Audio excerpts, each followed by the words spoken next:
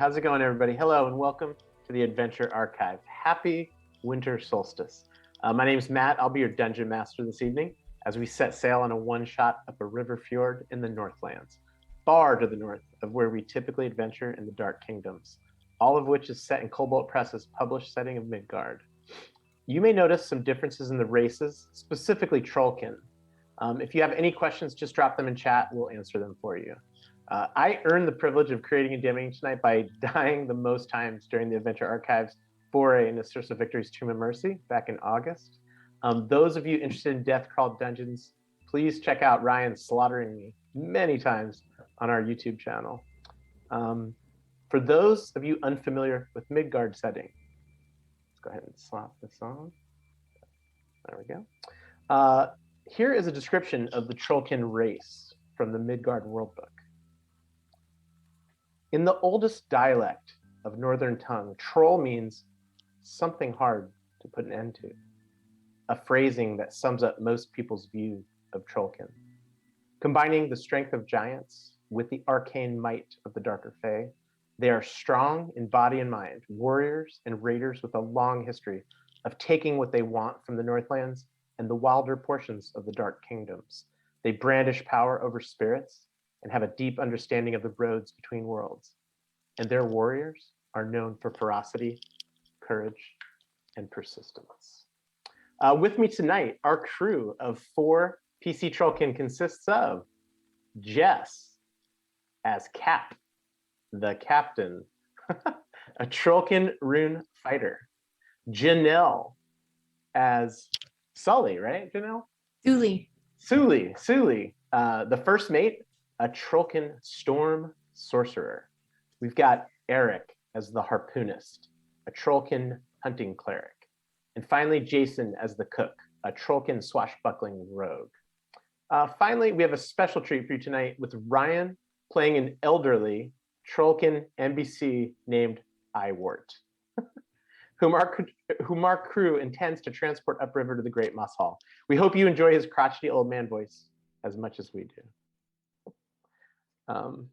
Please be aware, tonight's one-shot was inspired by our evil campaign in a dark fantasy setting, which contains evil-aligned characters. Unfortunately, our evil Trollkin PC never made a live appearance on the Adventure Archives stream, having been consumed by a shambling mound during an overnight stay in an ancient forest. Tonight's Trollkin crew tends towards a more neutral alignment, but our stream still may not be suitable for all audience, as graphic descriptions of gore are always possible with Trollkin. It's great to see all you guys. How are we doing tonight? Good. We got Ready to figure out a troll voice. rolling in already. All right, list them off. I got Mudmouth. All right. Let me start from the beginning. Shit Eater. Let's do it. Okay, Shit Eater. Let me start. So we got the L2 gave a Bane right off the top at the beginning. Okay, so Bane. Yeah. Bless from Mudmouth. So then we got, is that just the first one from Mudmouth? We got a Mudmouth Bless. We got a Suli Bless. Okay. Constipated Lettuce is back. How's it going? Who is that? That was Constipated Lettuce. That was the noise? What's interesting is generally leafy greens make you not constipated, but I don't know. That's a lot of fiber. That's all I'm saying. Oh, I told you. So that's it? Is that right? So Janelle, Matt. I think so. That's what it looks like. I'm sorry. I hope I don't miss anybody.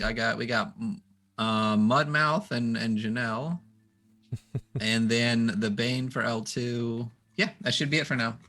Let me just do an exclamation point XP if you guys do want to help the players tonight. I'm on top of playing my Iwart guy. I'm just gonna back up DM just a little bit since this is Matt's first time. So I'll handle chat and all of this kind of shit.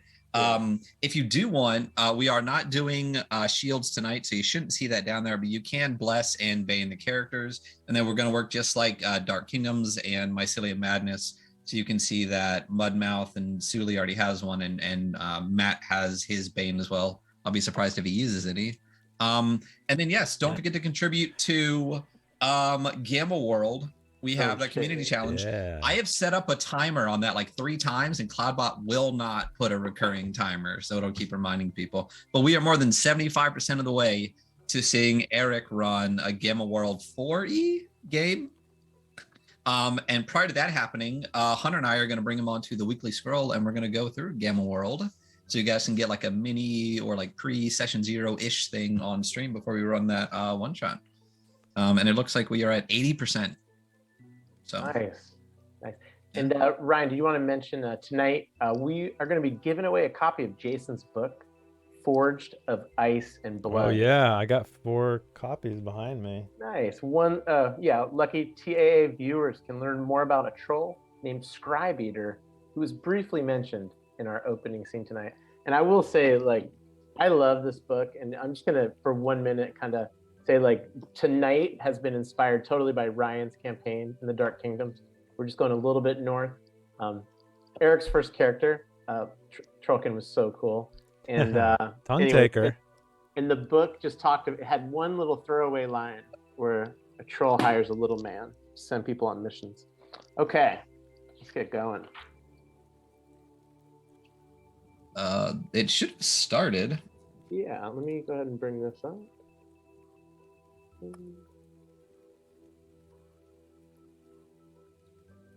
Can you guys see well, it? I hope I don't win. Did that work? There you What a go. handsome fella. It didn't say it started, but so the giveaway for that book, I'm sorry, real quick, has started. If you would like a copy of Forged of Ice and Blood, just do !" giveaway, and hopefully the giveaway Cloudbot will actually do the giveaways. Cloudbot, nice. All right, are we ready, Ryan? Yeah, go for it. Cool, here we go. Okay, my friends, it's good to see you tonight. You are the Trollkin crew of a well-stocked Mehuru hunting boat who happen to have a bounty on your heads. You have just accepted a lucrative transport job from a small man, shown on the screen in front of you, while handing his initial bit of promised coin across your empty breakfast plates, solemnly stated in the northern tongue, "My boss, Scribe Eater, truly appreciates this opportunity to hire an entire crew of Trollkin to deliver one of your elders up the river fjord to the great Moss Hall in 2 days for your midsummer gathering of the tribe, of the clans. Complete this task, and a Trollkin shaman of Freyr and Freya will provide you with the remainder of this promised coin before the banquet to revere the old ways commences." So, as salty sailors, your crew knows it's going to take 2 full days of sailing up the Varnerhall River to reach the Great Moss Hall. So time is of essence. I'm going to show you a map here real quick. So I was kind of inspired by Raiders of the Lost Ark, how they have the airplane kind of flies around the world. So as we migrate from Noatun down here in the south of Trollheim, it's split into 2 days. So because it's a little faster in the first part, you can make 90 miles in the first day and about 60 miles in the Do you second need me day. to show a map, Matt? Oh, hold on. Sorry about that. Oh, no worries. That's good. There it is. Boom. Yeah, there we are. There we go. Still learning. Okay, repeat. We have this map. We have Noatun down in the south. That's the port that we're at right now. You can see that red and white token is there, and the tokens will light up at 30 miles, 60 miles, 90 miles. If you guys are ever curious of where you're at, just let me know. You can see the Varner Hall is like way up to the north here. Great Moss Hall is not quite there. And you'll just see like it's a little bit 60 miles of open ocean. Then you get into the fjord. And then there's one kind of fork in the river at 120 miles. And if you guys stay to the right, you should be just fine, okay? Here we go. Boom. Bookmark. Okay. As Trollkin, your crew knows that the Northlandic Midsummer is celebrated during the summer solstice in just 2 days. Across Trollheim, superstitious Trollkin will be praying to Freyr and Freya for abundance, and shamans at the Great Moss Hall will set out a banquet offering for spirits of recently departed Trollkin to bid farewell before they cross the narrow bridge to their afterlife. You have stepped out of a dodgy Noatun cantina.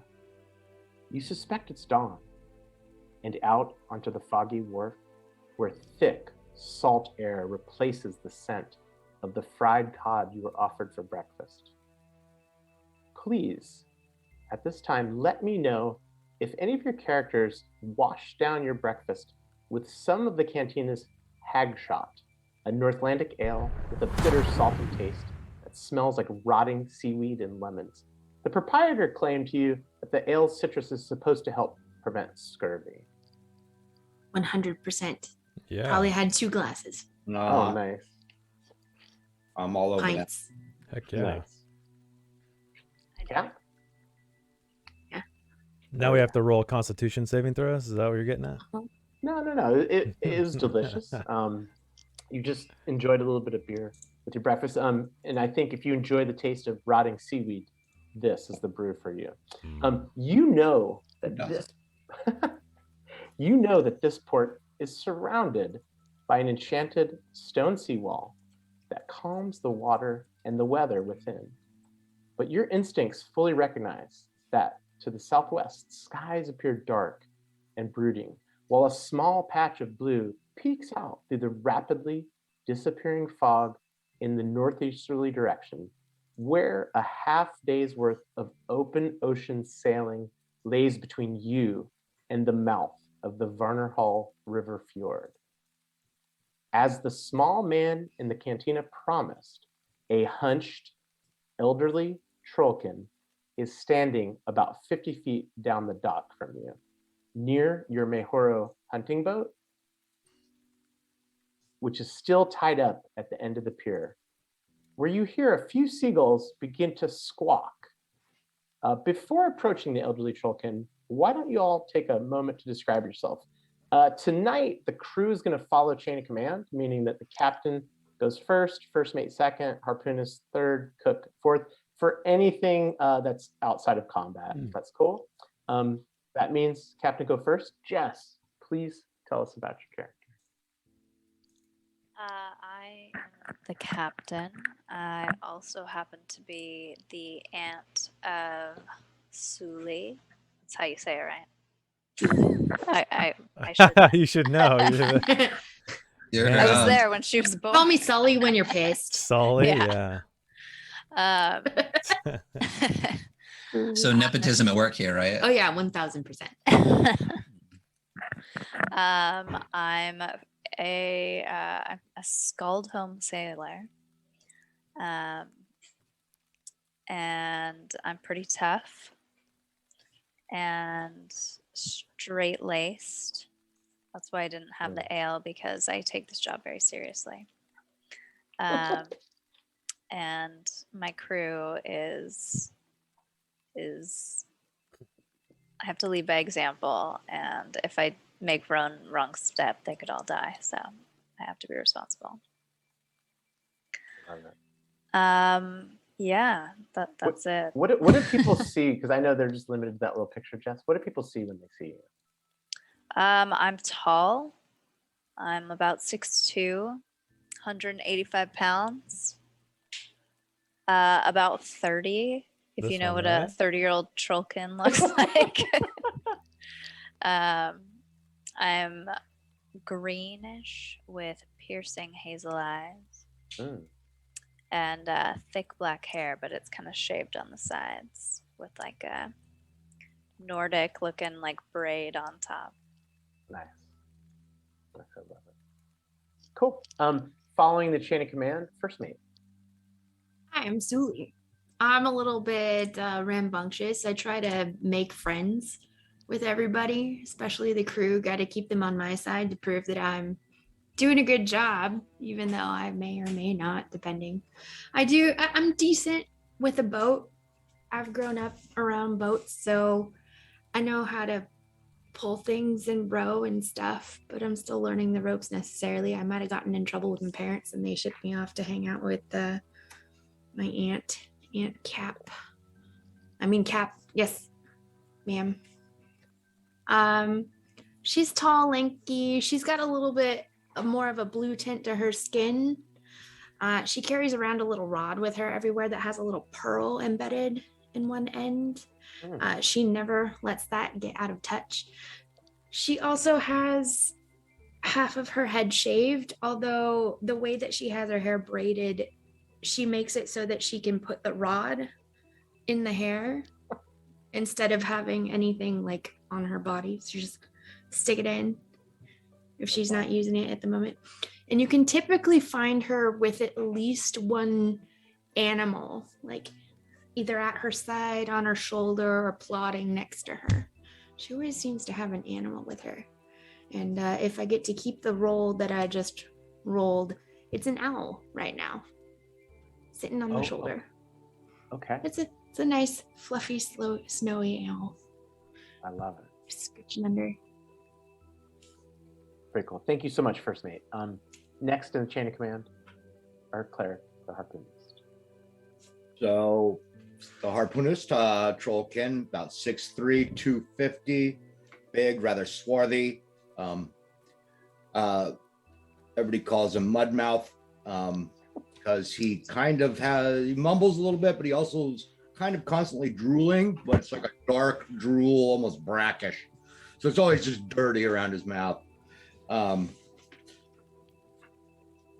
Doesn't talk a whole lot. He is a cleric, but it's more of a reverence of nature than a single god kind of situation for him. Circle of life kind of thing, almost more druidic in that way. And he's Deadeye with the harpoon. Thank you so much. And finally, last but not least, Cook named Toker. So he's a big brutish fellow with a mouthful of tusks and gray skin, heavily scarred. He's got a kind of a buzzed haircut that is prematurely graying because he had a rough life dealing requiem in dodgy taverns. But he's also he gets his name from his past of drug dealing, but also he always has a pipe sticking out of his mouth. So that in combination with his torn up mouth and his heavy tusks, he's kind of difficult to understand sometimes. And he is let's call him a roguish fellow, but he likes to get in the thick of it, not stay in the back. I love it. And for those of you that watch the Dark Kingdoms, yes, Requiem is the favored substance of Beatum, Dovalry. Okay, I'm going to move here just for a second, just to give you guys another heads up. So we are in Noatun. We're about to head out into the open ocean. Right now, I'm going to shift you to the wharf. And you just walked out of that cantina. Is it up top? Oh, here we are. I see it. There Let we me see if I can zoom in. So you guys are kind of up at the top as you kind of scroll across. Hopefully the players can see that just down the wharf, you notice an elderly Trollkin kind of hunched over and standing near the stern of your boat. You did hear those seagulls kind of squawking, and you're not sure, but there might be some shenanigans going on. So can you remind me, you said we're wanted for poaching. Yeah, so Right. We'll take a minute. So in the Northlands, there's a creature called a Mehoru. In the Tome of Beasts, they say it's like a mixture of an orca and something polar else. bear? But it's not but what it looks like to me is a polar bear and a shark. It has razor sharp teeth and it hunts like a shark. So I've been calling it a polar bear. So just imagine the size of an orca, but like part shark, part polar bear. What's super interesting is that the fur is really valuable and beautiful, and the Dark Kingdoms are filled with rich vampires who want to dress lavishly. And so the fur, you guys have made money off of the fur, but not enough. And then the teeth also, each one of the crew members has some sort of Mehoru item on them. So I know like Suli has an earring, Cap has a runic necklace of a tooth. Pretty sure Mudmouth. You have what do you have, I Mudmouth? should have mentioned that when I was describing my character. It's a big Mahuru fur-lined cloak. Yeah. Big old cloak on. Kind of stands out. And then I think for you, What do you have on you? I don't know. Where is that Brody. on my character sheet somewhere? Yeah, so I saw you've got some Mehuru bone dice Oh, okay, that gotcha. have been lucky for you in the past. So each one of Yeah. them kind of has these pricey kind of items. Yeah, so you've been kind of hunting in waters, and now you're on the pier, and you need this money.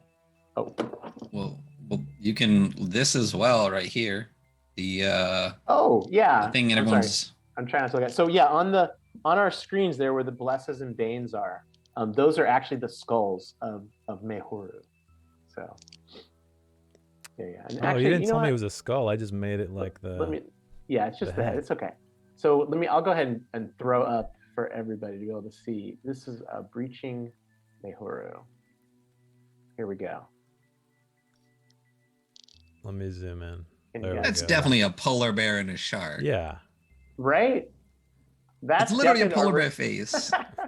Yeah. So, but I love it when you read the flavor language in it. I just think Kobold Press does a great job. It's one of those animals where, like, they clearly ran out of ideas. It What looks if we kind of put a like bear a head? Looks like an aquatic otter. falcor. Yeah, It yeah. looks like an aquatic it does, falcor It does, like is a what it vicious looks one. like. Yeah. So in there, there's Yeah. one interesting story that during the summer, as the ice melts, they eat like little baby everything as the ice, as things, little animals kind of. So they just pick things off like under the ice and like. So they're little yeah, fuckers. yeah, they're pretty Big they're pretty fuckers. badass. Yeah. So I was asking about our wantedness. Yeah, so in that, so like, you- are we kind of trying to lie low, or are we just kind of fuck it, come and get us? No, like so you know that there's a bounty on your head because you guys are over in Wolfheim, which is kind of where the dwarves think they kind of own the waters over there. Okay. And so they've put a bounty on your head. You know that if you can deliver this old dude, it's going to pay enough coin to kind of get the heat off of you. Okay. Okay. Gotcha. Yeah. So are we gonna get going or are we not? You guys hear that? I hear an old motherfucker at the end of the dock. He must be the one we're after. Come on then. Pick up the pace. And yeah. As you I'm get close coming. to him, you hear some craziness going on the Mehuru hunting boat, and you notice these small, pot-bellied, 1 foot tall monstrosities with bright green hair, What? orange eyes, and drunken stares. I'm gonna go ahead and show you Yeah. Maximize that. what you see. A rum gremlin. Oh man, It it's is. not showing up. Looks I know like the image is hold on. broken. Broken Is it image. broken? Oh no. Hold on, I see it The here though. image. It's Oh broken. no! Sounds like me. You want me to drag one in real quick? Yeah, just drag it on top. That's weird. Yeah, sorry about that. That's cool, man. Yeah. So Janelle, you're in charge of our TikTok, huh? Oh no. We technically do have a TikTok. Oh, here we Oh go. god. Me Well, too. Oh The no. beginning of the end. Just post our stories on it. I did 3 Oh, like a month no. ago and never touched it again. Okay, this should be coming in right now, Jace. And I'll Okay. show it to everybody. Old for that. That's bad for an old man. All right. And let me put it to the layer. Boom. How's that look? Oh, good, Let oh, good, oh, me good. move it around. Okay. So you can, and this is exactly what they look like. Like they've got the bottle, they've got the crazy eyes, they've got like little ferocious teeth, and they're just so what you see and hear and smell, like you kind of smell like you've had a little bit of that delicious like seaweed ale, like you smell some of that ale coming out and about, and then they're just kind of running about, and like at the front of the boat you can see one of them kind of fucking with the harpoonist's ballista. You could see one of Oh, them man. in between the benches, and he's kind of looking underneath because there's little storage lockers there, and he's seeing if he can find anything. On the other side, there's a guy kind of like throwing little things into the water, bloop, bloop, bloop. And then there's one just jumped off the boat and is kind of hopped up and is right near the elderly Trollkin. Is this your boat? Because you got some work to do. Hey, you little little fuckers. Get off of that. That's not yours. And now, as you guys enter, something strange goes on. Let me just figure out how to get this guy off. I know what I'm cooking up this evening. Are you guys hungry? One for each of us. Yeah. So as you get closer, he kind of takes a step near you. You kind of smell this alcohol permeating the air. You don't see anything, but there's a smell. And what you think is that perhaps you have stepped into an alcoholic aura of drunkenness. What? I'm going to throw it up into the chat. Oh no. And so everybody except for Cap, who is the responsible one, who also has not drank, notices that if you start your turn in the aura, you're going to have to make a DC 12 con saving throw against poison. If you've had any alcohol with your breakfast, which fortunately for me, being trained by the evil DM Ryan, you will have disadvantage on your save. Cap, I'm not sure if you would know kind of like meta that the line was there, but I love that like you're kind of like the one who is trying to be in control here. I think also though, as he moves towards you, you end up in the aura as well. So I would like everybody to make Constitution saving throws. The DC is 12. Disadvantage for everybody but Cap. Oh man. All right. And then do you have to, is there like a alt key or a shift key in this, or do I just roll it twice? So if you do the drop down, I have mine, I set it so that you choose. So when I hit disadvantage. Got it. I found yeah, it. just hit The button. disadvantage on it. Dang, Suli. Oh, Just makes it. I feel great. And Jess crits. Okay, so I love it. Coming Oh, up no. on It makes sense. She is the captain. Yeah, Jess, Yeah. kind of tell me what that sounds and looks like as I find a blue card for you. What?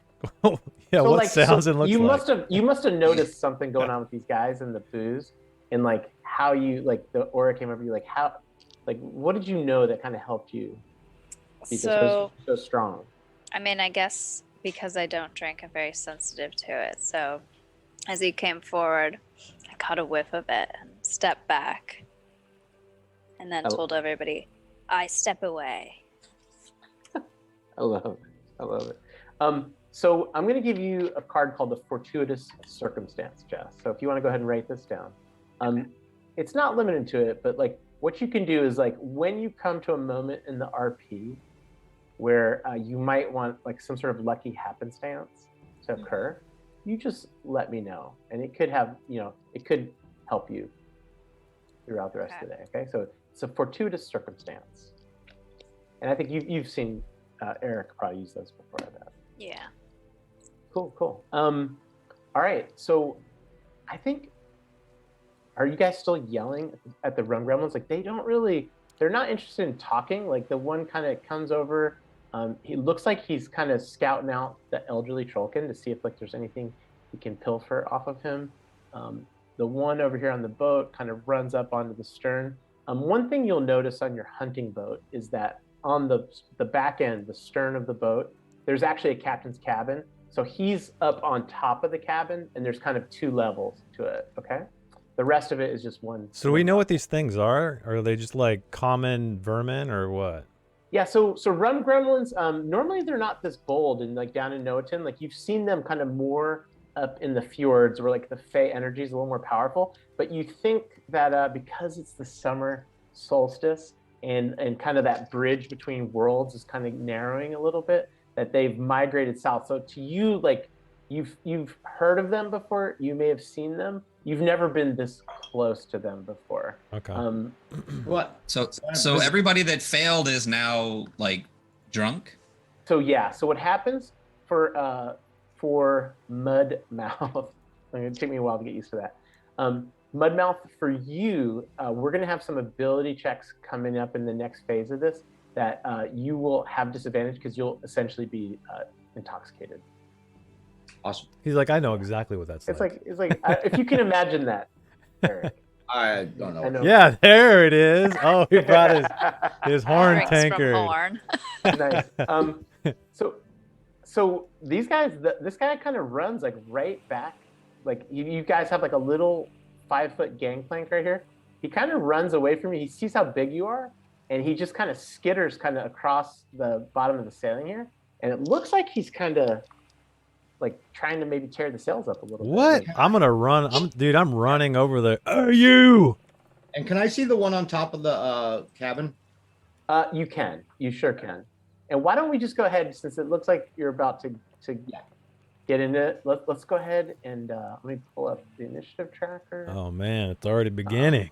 Let me clean this out here. Boom. Oh, these must be old rolls. So let's see here. Boom. Remove all turns.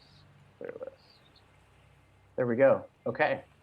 So on your sheets, it'll have like a little initiative you can hit, and as long as you click on your token.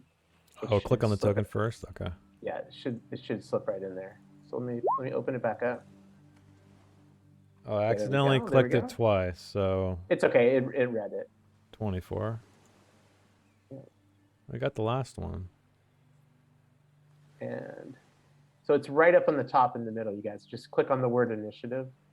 Oh, dang. There we go, Cap. Cool. Mine should be 24 though. I got the 10 on the second Okay. roll. Here we go. I'm gonna dice this little bastard Okay. up. And let me check for Mudmouth. So you just click on his character sheet under the folio, and then right up in the top in the middle, just hit the word initiative. I already did. Oh, for Eric. Oh, Eric. Okay. Gotcha. Right. Okay. Boom. There we go. So, Cook, you're right on top of him. Yeah. Can So you describe? Yeah. So I'm running, and as I'm running, I leap over the gangplank onto the deck and just unsheathing my cutlass, and I am just driving it down on this little bastard. Okay. So I'm gonna try to hit him. Wait, is that? I'm just gonna move Eric. Do I get advantage or something? Like, what's up with that? Yeah. So if you chose advantage on, it's like. Oh shit, that's right. I forgot. No, I have it on disadvantage. I forgot to switch it back to normal. There you go. There you go. So I guess the first one. So I only got a 10. Correct. Oh, man. So I think what happens is as you were running towards it, like there's that kind of little gangplank, and there's a little kind of a drop because right now the tide is a little bit lower. Like you can really smell, and you know that like it's probably time to get out of here. And so like as you ran over it wasn't like a level drop, and you kind of like as you kind of came down, you caught yourself because you're pretty nimble, but it was just enough, and he kind of dipped kind of behind the mast, and then you just kind of boom, like you hear it hit the wood. You're not worried about it damaging the ship at all, but yeah, that's what happens. Oh my gosh, these are supposed to be taking me down the river and they can't even hit a gremlin. Drunken fools. I'm a dead man. I'm already half dead. I'm just gonna hold my ground. I think that's all I got. Or actually, wait, let me see. Yeah, I think that's it. Yep, I'm done. Oh, right on. Muddy. So I'm gonna take out my bow, and I'm gonna shoot that guy right there. Oh, I love it. And can you describe? So this is kind of cool. This is a bow that is not from the player's handbook. It's from Midgard. Can you kind of tell me a little bit about this? It's a big ass bow. Nailed it. Yeah, it's a BAB. It's a composite bow. I don't know much about the composite bow. BFB? So in Midgard, you have to have a strength 15 just to use it without disadvantage because it's such a pull. Damn. But because of that, there's all an array of like benefits that you guys will observe tonight as the harpoonist harpoons, hopefully, this little dude. Yeah. So I'm gonna shoot him, but I have disadvantage, correct? Because I'm drunk. I don't think. Oh, you do. Yeah. Yep, Oh yeah. Okay. Doesn't matter. I'm used to shooting drunk. So That's right. We'll see. Yeah. Okay, So, here's the good news for you though. These guys, it just has. So here's what's kind of interesting. So you pull back, and you guys can hear because the seagulls have kind of squawked off, and you know when he pulls this composite bow, you hear like it really yanks back and just lets loose this huge arrow that's kind of carved from like Northlandic pines, and the little gremlin kind of peeks over like the railing on the stern there, and then can you go ahead and roll damage for me, and I'll oh yeah. see what happens.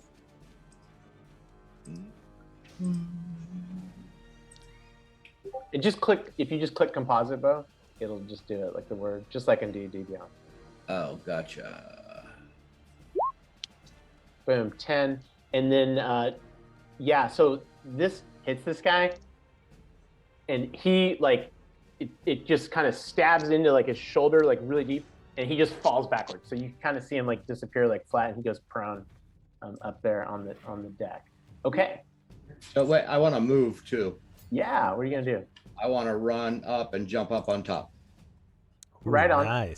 So to jump, just so you know, like it's a little higher back there. You would know Okay. that if you go a little further, you could jump and then kind of go up like the stairs. But No. you could do like a check to jump up. Yeah, that's what I want to Okay. And what I'll do, I'll say, even though it's at disadvantage because like it's at low tide, like I said, it's kind of level. So just roll like a flat roll for athletics. do. What kind of roll? Let's just do athletics check, I think. Yeah. Oh, dude. Right on. I love it. Dude, we got our second card. So I'm going to go Dang. ahead. I'm going to give you... Blue cards are for skill Oh, checks. only. Oh, it There is a we skill go. check. Oh, that's what I thought. Okay, cool. Cool. Okay, Drunken so ass. you're going to get a plus 1d8 after making a saving throw. You got that written down? For saving Can- throw? Can you describe, because that was such a baller move, like, so like it's maybe like a 4 feet up, so it's almost like a steeplechase to get up on Right. it, but not that bad. Tell me like what it looks like with the cape. So, I kind of do one of those Jackie Chans where like I step on one thing, then over to another thing, then over to another thing, and up on top. And I'm making my way to go kick that guy. If he's dead, whatever, I'm kicking him off the boat. Yeah. And you come up and you notice like he's not dead, but he's terror. He's got a look of terror on his face. I gotta wait for my next attack. Is there anything else you'd like to do? Nope, that's it. All right, Cap.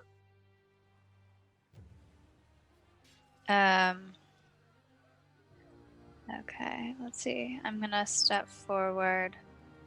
And you've passed your checklist, so you're not at disadvantage. Okay. You're the sober one of the party. Yes, and I'm walking very steadily, soberly forward, and I'm gonna come up here and try to battle axe these guys. Oh, okay. I love it. Okay, so the one right in front of me. So the one that's with that's with the cook, right next to the cook. Yeah, he missed it, right? Yeah. Correct. Yeah. Okay. I'm going to attack it. Okay. And you have 2 attacks. You can go ahead and do that. Yeah. Let's rock this guy.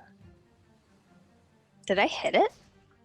Not with the 8. Not with the 8. Oh, it's an 8, I see. There we go. Okay. So let's go ahead. The battle axe. So the first attack, kind of like he's so short, right? Like he kind of ducked under the mast when the rogue kind of went at for him, and then as he ducked his head back out, like the first slice kind of went a little bit high because you didn't realize he's only like a foot tall, and then you kind of the axe went around, and then you kind of slid your shield out of the way and brought it over, and go ahead and hit the button where it says battle axe. And let's see how much damage you do here. Okay, so that's so hit like I do it? within the sheet. That was Oh. that was a crit, but that was like his third Oh, attack. that would have been cool. It would have been awesome. Oh, under item? There you go. You can just click the like damage, button right? Like chat right in the where it chat, says battle Oh, axe oh, underneath. oh. Yeah. Right on. So it does. So it kind of cleaves like right into this guy, and he's got that weird orange hair. So like a big swath of his orange hair kind of disappears, and like you nick part of his like sharp ear, and you can see like definitely he's starting to bleed a little bit from the side of his neck. Suli. Oh, I'm sorry. Is there anything else you'd like to do, Captain? No. I'm more just annoyed at these drunk little fuckers. Yeah, I mean, this boat is your baby. Yeah. Okay. Suli. I'm going to run towards the thing, and I'm gonna cast a twin firebolt at the one in the front messing with the harpoon. Okay. And the one that is, do I hold X? How do I shift? How do I point? I think long you just click. hold on. You just ping. Oh. Long Yeah. press. Okay, this one and this one. Yeah. Okay, so Gotcha. twin firebolt Okay. for the one in the front. 12 miss hit. It unfortunately, so I think you were being careful because like boats and fire don't mix. Uh-huh. And so and it's so calm here, so it's not really like stormy like you normally enjoy it. Yeah. So the sea is flat, and it just kind of, he's short also, right? And it just skips off the front. And you see those like the crates at the far end of the pier? It just biffs into one of those crates like across the water, and like suddenly there's like a little fire on the pier, and like you guys are getting the vibe Sorry. that, man, we need to get the heck out of here. Yeah. All right, I I'm gonna love it. aim at the other one then. Oh, 22. And which one is this? This one. Okay, yeah. So he's been rifling through this stuff. So he has his back to you, right? And you just light him on fire, and like his hair now, in addition to kind of looking that crazy color, has just lit on fire, and he starts squealing like a noise like you've never heard before. Would you like to do anything else? I'm gonna. No, nope. I'm gonna hang out there and then just yell at him. Get off our boat, you dicks! Yeah, I'm sure that'll do the trick. All right. So the rum gremlin that's up near this like gigantic like hunting cleric who kind of just came bursting up onto the deck to kick his ass. He knows like he's gonna get his ass kicked, and so he screams what you speak northern tongue. Means their version of like Geronimo, and he literally jumps overboard, splashes into the water, and then submerges. And you're not sure, like that rum gremlins like live like under and around piers, so he's underwater, and that's kind of his move. The guy on the ballista he just had fire shoot right over his head. Yes. He kind of looks to the right. He sees his friend with his hair on fire. He kind of runs over to him real quick, and then instead of trying to put it out, he starts laughing at him, and he pours a little bit of his alcohol on it, and it lights like further on fire. And then he jumps overboard into the water, and he disappears. The one that's on fire, he actually runs up towards the front of the boat, and it seems like maybe he's trying to light the ballista on fire with his head. And this final guy that took like the axe and swashbucklers, it's a good thing he wore brown pants today. He departs, and so if you guys would like, you would get an opportunity attack. Heck yeah, I would like. Okay, so let's just do it I think both of you get it, so why don't we do it in the order of initiative? So put Cook first and then Cap second. Okay. All right, again, I'm just kind of lashing out with my cutlass. Oh my god. And you have a +8, right? Yeah, what the shit? Get him out now. Okay, so yeah, so again, like this guy, like, you are a little bit drunk from the haze and stuff like that. I probably like exhaled like a big old thing of smoke and it's stinging my eyes. Maybe Yeah, and I don't even want you to roll the disadvantage because I don't want to see how low you get next. Captain, you Nice don't have swing. So Cap, let's go ahead. Oh wow. Okay. Yes. So go ahead and there we go. So Cap, as you hit this guy, it actually kind of like clips like the back of him. It doesn't seem like he's totally dead, but because he's on the edge of it, you just see his body kind of flop over and fall into the water and then go underwater. You're not sure, but you do see like a little bit of blood kind of rise to the surface. And that is, I think, let me actually see what this one guy can do because he's kind of on fire. It's kind of interesting. Yeah, so he actually looks at Suli because she's the one that hit him, and starts talking in the northern tongue, and puts a bit of a hex on her. So I think, does it just go on you, Janelle? I know you're the master of the hex. Yeah, there's like a tiny little aura, or like one of those sims, just a little green thing over my head. Okay, and so so you have a hex placed on you right now by this rum gremlin. Like he kind of taps because like he sees, like he knows you guys have a little bit of fey blood in you as Trollkin. He's like, what the hell? Like lighting me on fire. And so in Northern Tongue he puts a hex on you. Cook. Cook what? You are up in now in the initiative. Oh, all right. Well, I'm just gonna be running over these benches to this little guy. Please don't roll another 2. Attempting an attack with my cutlass. There we go. Yeah. Right, yeah. So a 15 like lights into him. All right. Because you're 5 feet away, you'll want to click on the cutlass and then also on your sheet. On the sneak attack. Yeah. Yeah, it's one of the awesome things about this room. There we go.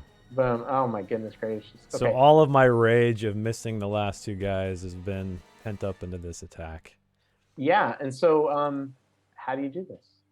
Oh man. So actually I cut him down and I see him drop and then I like clonk him over the head with the pommel.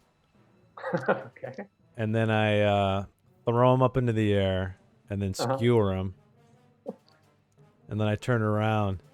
Well, at least we got one to eat tonight. Oh, nice. Yeah, and you would know as the cook that you have like a little bit of like food storage like underneath like the decks, kind of in midships. I got the main course now. Kind of keep, in the Northlands, there's no shortage of ice. So yeah, so we're out of initiative now. Hey, you can hit something. All right. If you guys want to have a little RP with the elderly, I think he's. It looks like you're gonna move him. Cool. Want to go? Yeah, I like. Ooh. Whoa, you I like bounced. Kind of walk over all hunched like onto the boat. Like just grumbling the whole time. I can't believe these are people that are taking me to the thing, and I'm a dead man. So, Cap. I'm checking the boat, making sure it's okay. Yeah, I'm checking the ballista. Yeah, so when you look at the ballista, you notice like there's like a little bit of like soot from him, but it was way more damage to him than to ballista. It was in fine shape. Sure. And Cap, what were you looking at on the boat? Like the sail and the ballista. Okay, so at the sail, you just kind of notice at the very bottom, just where he dipped under, that he actually just scratched a little bit with his claws, but it's nothing that you haven't seen before. Okay. Would anybody else like to do anything before I'm gonna side eye Cap and say, "Do I have to?" And then look at the old Trollkin.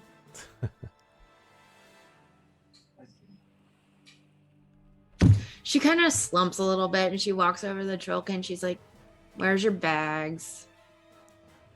What do you think those are down there? Trudges over there and picks them up. Starts taking them down to the quarters. Follow me.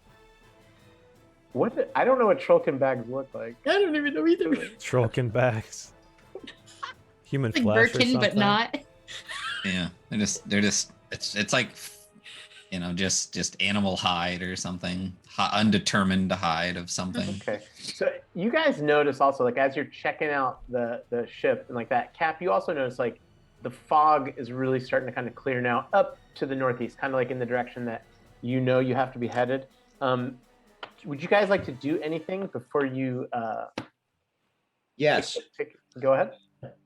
Mudmouth's going to, I think it is, yeah, so he's going to kind of mumble to himself. He's casting Druidcraft to determine what the weather is like or going to be like for the next 24 hours. Oh, I love this so much. Okay, can you tell me kind of what that looks like when Mudmouth casts that? So he's kind of mumbling, does this little thing, and then depending on what the weather looks like is what effect will happen. Oh, gotcha. Okay, so here's kind of what Mudmouth kind of sees. So kind of swirling around him, it's like you notice like where the rum gremlins kind of jumped overboard. Like it's starting to become like a pretty nice morning. You know that like inside this port, it's totally false weather, right? It's magically protected. It's always calm. There's always no weather. You're pretty sure like as you get out and as you head kind of on a due east track, you're stoked. The wind should be behind you, and the seas should be following, which means that kind of that's the way the current is heading as well. So you're excited about the first leg of the journey. You're not sure because like I think how far can you? I'm gonna say you can maybe do like 50 miles or something like that. So then you kind of think that like you have kind of a vision. So as the mist that's kind of in front of you, painting the picture for you, as you see the fjord mountains kind of pop in front of you, you do see kind of like this kind of undulation in front of you, and that's kind of the hint, and then it dissipates. Cool. Okay, so I'll let Captain, we should have good weather behind us. Wind at our back. We should go now. Well, let's head out. All right. So how many Alright. blesses I got? That. One for Jess, one for me, and one Janelle for and one Janelle? for you. Yeah. All right. So Janelle, 2. It's about time we start getting out, don't you think? I mean, it's just about time to go, right? We're leaving. Yeah. We don't look like we're leaving, that's all I'm saying. We're leaving right now. I'll I'm believe just it gonna when we turn start my- moving. Turn my back on him. So I kind of have this rum gremlin thing on my sword still, and I look over at Mudmouth. Oi, you're gonna have to talk me out of this one. I don't know if I'm gonna last the whole trip with this loudmouth. But we're talking about the short one, The old one. the old short one. Yeah, that one, yeah. Yeah, he talk a lot. And so I'm going to reach into my ear and pull out some wax. Hand it to you. Oh, I'm going to take it, sniff it, and then put it in my ear. Oi, I'm going to slap him on the back. you're one of the good ones, Mudmouth. Thanks, Toke. I love this bromance It's already. like it's a budding Trollkin bromance. I mean, you knew the love. It's gonna the turn love to a boat. buddy comedy. Yeah. My head peeks out of cabin door and says, still not moving. And just tucks back in. I finish putting your stuff down and rush out and start, pulling down the thing and getting ready to take off quickly. Okay, and then you would know, Suli, that on the stern of the vessel is where the helm is at. So it looks like a kind of a steering wheel. Typically, the captain kind of gives you guys the orders, and then you, because you're like the storm sorcerer, you kind of take the first shift because you love driving the boat. You could see on the map here, we're going to be doing this first 30-mile leg. So just heading due east. It is open ocean though, so I'm going to read to you a little bit. So has the boat departed port now? Hopefully. Okay. Yeah. This conditions couldn't be more perfect for you guys to leave port. So once the boat is beyond the enchanted seawall, the port city of Noatun disappears off your stern, and the sun has just crept over the eastern horizon in the direction you are headed, along this familiar coastline where you have hunted Mehuru for several seasons now. You can see Trollheim's vibrant green coastline coming to life off of your port bow, and port is your left side. So you could just imagine there's waves, but it's more of like a swell. The ocean is just this like really beautiful dark blue color, and because as you leave port, it just gets deeper and deeper, and then you know that you're kind of getting into this like swell, and then the sails are just kind of full and pulling the boat along. So Suli, you don't have to do anything kind of out of the ordinary to be headed in the direction you want to go. So you see this coastline, and it's like summertime, so you see like pine trees. You can see the seagulls that you heard squawking kind of flying over the coastline. And you guys cover the first 30 nautical miles of the journey with relative ease. And so that's what that second token is that you should be able to see. So go ahead. I was going to say, I think I need to roll a con save. Yes. So, and so what? Yeah, what I do is like right as we set off, I rush to my quarters where I put all my food and put this thing on a hook or something because I know what's coming. Yeah. You've got like those old like the little meat hooks where you drive. Yeah. Do you is there anything else hanging on? There's like maybe a couple hooks. Yeah, there's a handful of hooks and various things like maybe rats or other kind of thing, but like this is the biggest catch. But because I know I'm about to get sick, I get the shit down there and I got to roll a con save. Yeah, and so before you roll and while you're doing that real quick, we definitely just got a raid from 20 sides to every story. Thank you so much for dropping in, everybody. Hi. Much. Yeah. Welcome. Thanks for coming. We are here. We just set sail from the port of Noatun. We're in the Northlands, which is a part of Midgard's campaign, and it's a 4 Trollkin crew. They just chased some alcoholic gremlins off of their boat, lit one on fire, I think stabbed one, and might have it for dinner later tonight, possibly. Oh, yeah. And their amazing cleric just kind of got a weather forecast, which I didn't even think about, which is really cool. And the captain is a very interesting, like, she leads by example, is what I'm learning. And like, she's the only sober person among them. Captain, what's your assessment so far of the journey? It's going pretty well now that we got those drunken gremlins out of the way and the old man has shut up a little bit. For now. And then Jason, before you roll the roll, so what happens is that like you've sailed these waters before, like you can almost handle it, so you feel kind of like the bile in your mouth. Oh yeah. As it's like smooth and rolling, but then the cap like gives the command that just shifts, it tightens in the sail a little bit. She comes to port because you guys have to now head northeast, and now instead of the swell being behind you, it's kind of like a side to side. So now you're going kind of like this motion, and you can the fried cod from breakfast and the taste of that ale with the rotten seaweed. You just kind of and go ahead.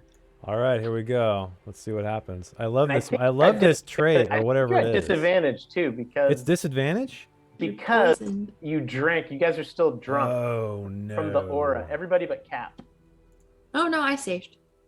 All right, here we go. I saved. I think everybody saved but Mudmouth. Yeah, I saved. I saved. Yeah. Okay. Oh, okay. Sorry. Okay. So I'm normal. the one that didn't save. That makes a lot of sense. I'm not gonna bless this because this could be interesting. Okay. Okay, and just because we created like a super simple mechanic. Yeah, is it okay if I go ahead and read it? Go for it. You want me to put it in the chat? It's so long, I don't know. Okay. It might not pop up. So we just created like a real simple mechanic. So can you tell us a little bit about like the history of the cook? Because like this is something you threw at me. Like I want to be seasick. Yeah, because it's ironic. That was really the only backstory. But Oh. yeah, I mean, his past. He grew up on the streets, right? He worked in taverns and in alleys and stuff like that. Very solid ground.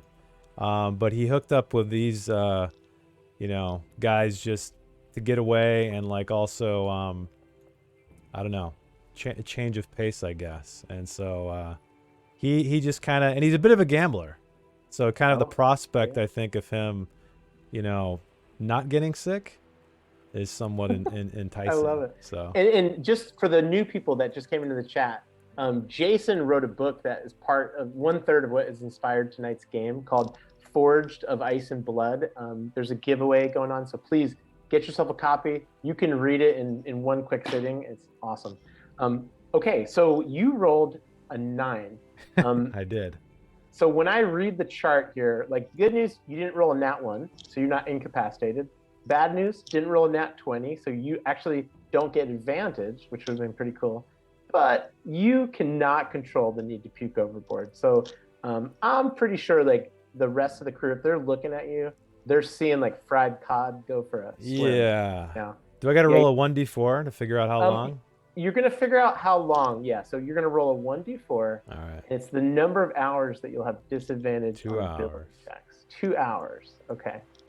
Yeah. Okay. So we start kind of rocking and rolling. Mudmouth, he's looking. Is Mudmouth like? I'm kind of wondering is he happy though to be drunk, or is he? Yeah, he's fine with it. He's a drunken sailor, man. That's just how he rolls. This is just hitting a little close to home. You're like a little on the nose. Okay. All right. So as you alter course to port for the final 30 nautical miles of the open ocean course, and let me go ahead and I'll go ahead and light this up just so you can see it. So we're kind of on this second part now from 30 to 60 miles. It is apparent that the thing that Mudmouth kind of envisioned with his druid craft, that a storm is brewing between you and the river fjord that you have to get into to make this coin. Your boat begins rolling like even more than what had made Toker vomit. The air temperature dips. Like it's been summertime, so the air has been like around 50, 55 degrees Fahrenheit, what we would call Fahrenheit in our world. It dips down almost into the 40s. And all of a sudden clouds obscure your view of land, because like you could see land like off your port off the left side. And then I'm gonna slip over. We are now gonna shift to a scene where on the horizon, just way off your stern, so as you guys are looking around, these clouds kind of settle in, the sea is really starting to roil. You've pounded through seas like this before, but you know that it's gonna take like all of your skills as like salty sailors to just make it successful again. I'm gonna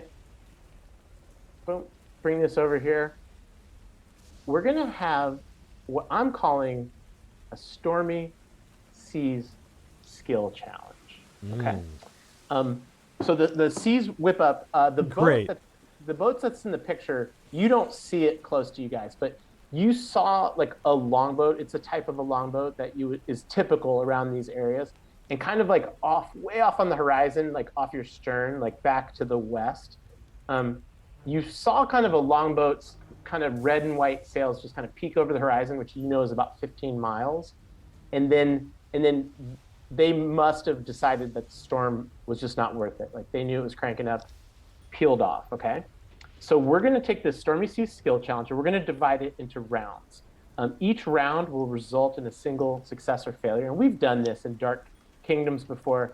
For today, because you guys have a chain of command, we're just gonna go in the order of the chain of command. So just like we did with the other checks, we'll go captain first, first mate second, harpoonist third, and last but not least, our cook Toker.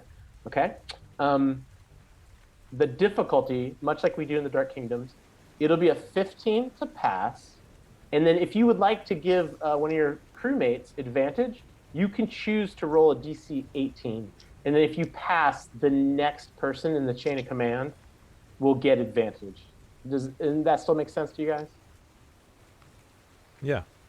Okay. One thing we're going to do though, so you can see that there's going to be 3 successes to pass it. You'll have the opportunity, if you fail the 5th time is where if you fail this, okay?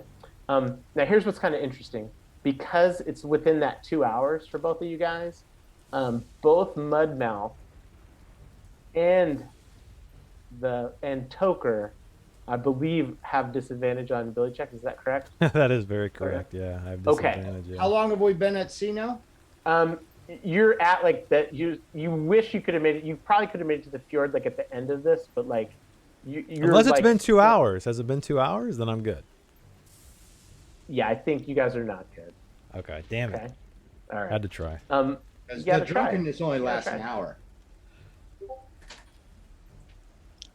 Okay. Let's just. I'm gonna say like. I'm fine being drunk. Yeah, I know you love it.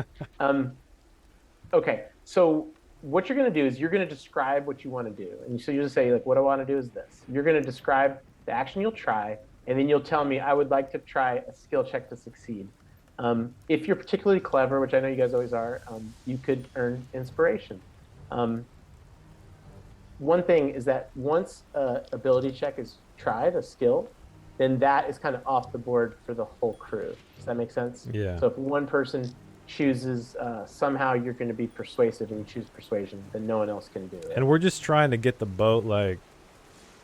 Yeah, it's just capsize. purely narrative. And it's kind of like what you guys are doing to ensure that like you make this leg of the journey safely.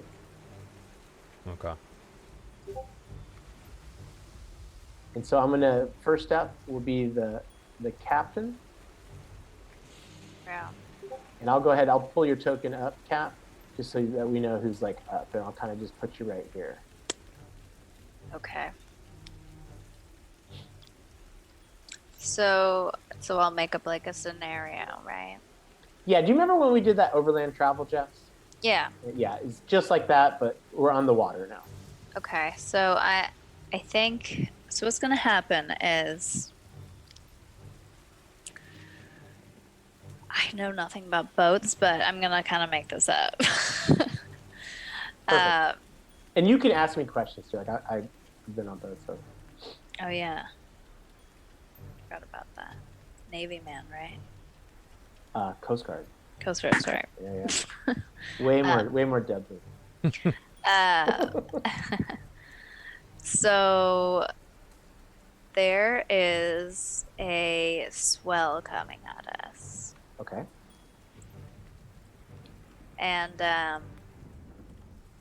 it's coming quick, and I want to try to run to the sail very quickly and athletically and jump up there and try to maneuver the sail to go a slightly different way to where I can like I go totally around understand the what you're sail. saying. Yeah, so you would know that like there will be like a little thing, it's called like a grinder, and you would kind of run over and like you guys probably, especially you, like a big strong stonehide trollkin, like you would grab the grinder and kind of just winch around on it just to tighten the sail and try to get a little more speed out of this. I love it. And what skill were you thinking of using? Athletics, but I mean I'll do strength if I need to. And do you wanna set a DC 15 or do you want to do 18 and try to give the first mate advantage? Oh man. Hey, it's one shot. Let's do 18. There you go. Go ham, baby. Ham's in the chat. Oh god, I'm scared. I I love never it. Okay, do this. so Okay. so I love it. So I can do athletics? And I will say this, like if you want, I'm pretty sure I gave you a blue card, Oh yeah. Don't forget you have blesses too. and you got blesses. Oh. I'll bless it too. Okay, and what I'll say is like if you want to use, you could either save your fortuitous circumstance, or I'll say like during the challenge if you want to use I it. could use to, one. Use it. Yeah, Okay. just explain. You have to tell me the fortuitous circumstance. Got it. And if I give Okay. you a thumbs up, you can spend it. Okay, cool. Okay, so I can use athletics for this? Yeah, so you're gonna go on your sheet. You should see athletics like Okay. under skills. Yeah, Just want to make sure, and I'm gonna bless it. I love it. Oh, bingo. Oh, sweet. 24. I love it. So yeah, so you kind of run over there, and you kind of have this like awesome armor, right? And you've got these like runic stuff. And as you kind of start grinding around, like the runic tattoo on your head, kind of the rain is shooting off of it, and your muscles are bulging, and you're just, and you guys, everyone kind of hears this, like you've been in this situation before, and the sail just kind of curves in a little bit, and then a gust of wind just kind of shoots it. And so instead of getting caught in the swell, which means like you kind of, maybe it would have a chance of stuff going overboard, you actually race right up it, like you're on like those tow surfers, and you shoot right off the top of it. And then you guys, when you come over it, you get momentum going again. So I love it. So not only have you passed the first test, but the first mate, and I guess it makes sense, right? Like auntie to niece. I've inspired her to do. You've inspired her to do it. Yeah. So Suli, all you saw was like muscle and sinew and trollkin like ferocity, and seamanship. You got 2 Banes too from Jables. So am I up to 2 or up to 3? No, you're up to 3. Okay. It felt bad to Bane an 18, right? Right. But now I'm up to 3. I'm gonna smoke him if I got him. You got to. That's the whole reason you got them. That's right. Okay, So the so Suli, seeing her auntie like wrestle and be super strong and stuff, she's like, "Oh, we the rugged Trollkin sailors won't stop for a storm. We will return to our protocol and we'll be safe and warm." And she's just wrestling. I'm getting sick. So is that a famous Trollkin Absolutely, shanty? it's a Trollkin sea. Oh, dude, you can completely, for the shanty, not for the maneuver. I give you inspiration. Ah. Because like I love that opening song that we had is a Irish shanty. I just love like pumping shanties. That's great. Okay, so I'm hoping that's performance. And I'm gonna bane it. I'm gonna bless it. All right, so we got Jables sent another one. All right. But who does he want it to go to? So Suli's blessing. Okay. So I'm gonna bless. And before you roll, let me know what your DC is. What DC you're gonna choose. Well, and I guess describe what you're gonna do. Eric? So I already have advantage, right? You have advantage because Cat Okay. giving you advantage. You have a -1 to whatever you roll, but you need to tell me number 1, like what it looks like you're doing. Number 2, what skill you're gonna do, and then number 3, if you want 15 or 18. I am at the helm, just trying to stay the course, and I'm just trying to rouse everybody's spirits with a grand performance and make them think that we're gonna get through this. Yeah, and that's actually exactly why people sing sea shanty. So I love it, love it. So I'm hoping to roll performance. Okay. With a DC 15. With a 15, I love it. Okay. At advantage. -1. Oh. Okay, so here's what happens, Suli, because I loved it so much, and you still have your inspiration, right? Because the advantage was from Jess. What does that mean? So Can I roll again? here's kind of what happens. So like, because you guys are racing down that mountain of water, like a rogue wave kind of shot over and muffled. So like you sounded great to yourself and to your owl, like I think because the owl was trying to like flutter around or whatever and try to escape, like your song was muffled, unfortunately, and only you and the owl enjoyed that gorgeous sea shanty. Oh, heck. Oh, heck yeah. Can we get Hex in the chat? I love it. But that was awesome. The good news, though, right? Like, you didn't go 18. So we're going to follow the chain of command. Next up will be Mudmouth. And Mudmouth, I thought a lot about, like, the 1 hour kind of thing. I will say this. You can tell me, the Rum Gremlins had, like, their bottles of rum. So I would have drank some. if you would have drinking it... I'm still drunk. Okay. Yeah. Okay. I just want to be fair. I want to be even-keeled here. Gives me my sea legs before I even get on the boat. That's right. So I'm gonna. What am I gonna do? So I'm kind of looking around, seeing what's happened. I see Sully at the helm, and I see our captain from the crank. So I kind of see what they're trying to do, and I see Sully's having a little trouble controlling the ship a little bit. So can I use perception to kind of try and perceive whatever he's trying to do to go help, like reef the mainsail so we can sail on her jib so that she has more control? I see what you're saying. So I will say this. I like it. And the reason why I like it is because normally you're up on the bow, right? Right. And you're like the gunner. You're like the harpoonist. And so right now, it's like normally the weapons guys like don't have to mess around with sailing. But right now it's like an all hands on deck kind of situation. Right. So I'm going to say you can do it. But because like you're like a big strapping dude and like this is like a perception thing, I'm going to go ahead and bane it. Okay. 3. Dang. Well, I'll bless it. Yeah. There we go. So I forgot. Is it slash roll? You can just, if you want, just go into your sheet and you've got your skills right there and just click on it. Okay. 1. Like in your character So sheet. it's a 2, and here's my perception roll. And I'm just going for the 15, by the way. Just the 15. And disadvantage, It right? was disadvantage, yeah. Oh, that's right. Disadvantage. And you should have a toggle on it.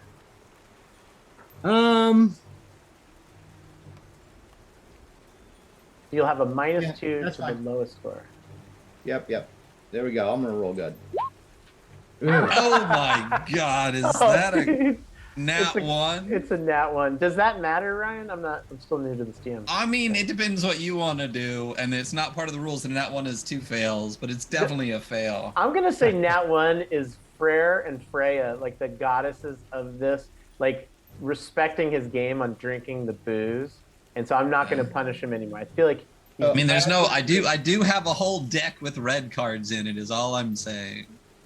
You know what? Let's. I'll hold that if he does a 1 again. But I think because the clerics in the Northlands they kind of pray to like bunches of gods. So I think we're gonna be a little slightly gentle on him. So I get 2 steps like over to help, and I just trip and just.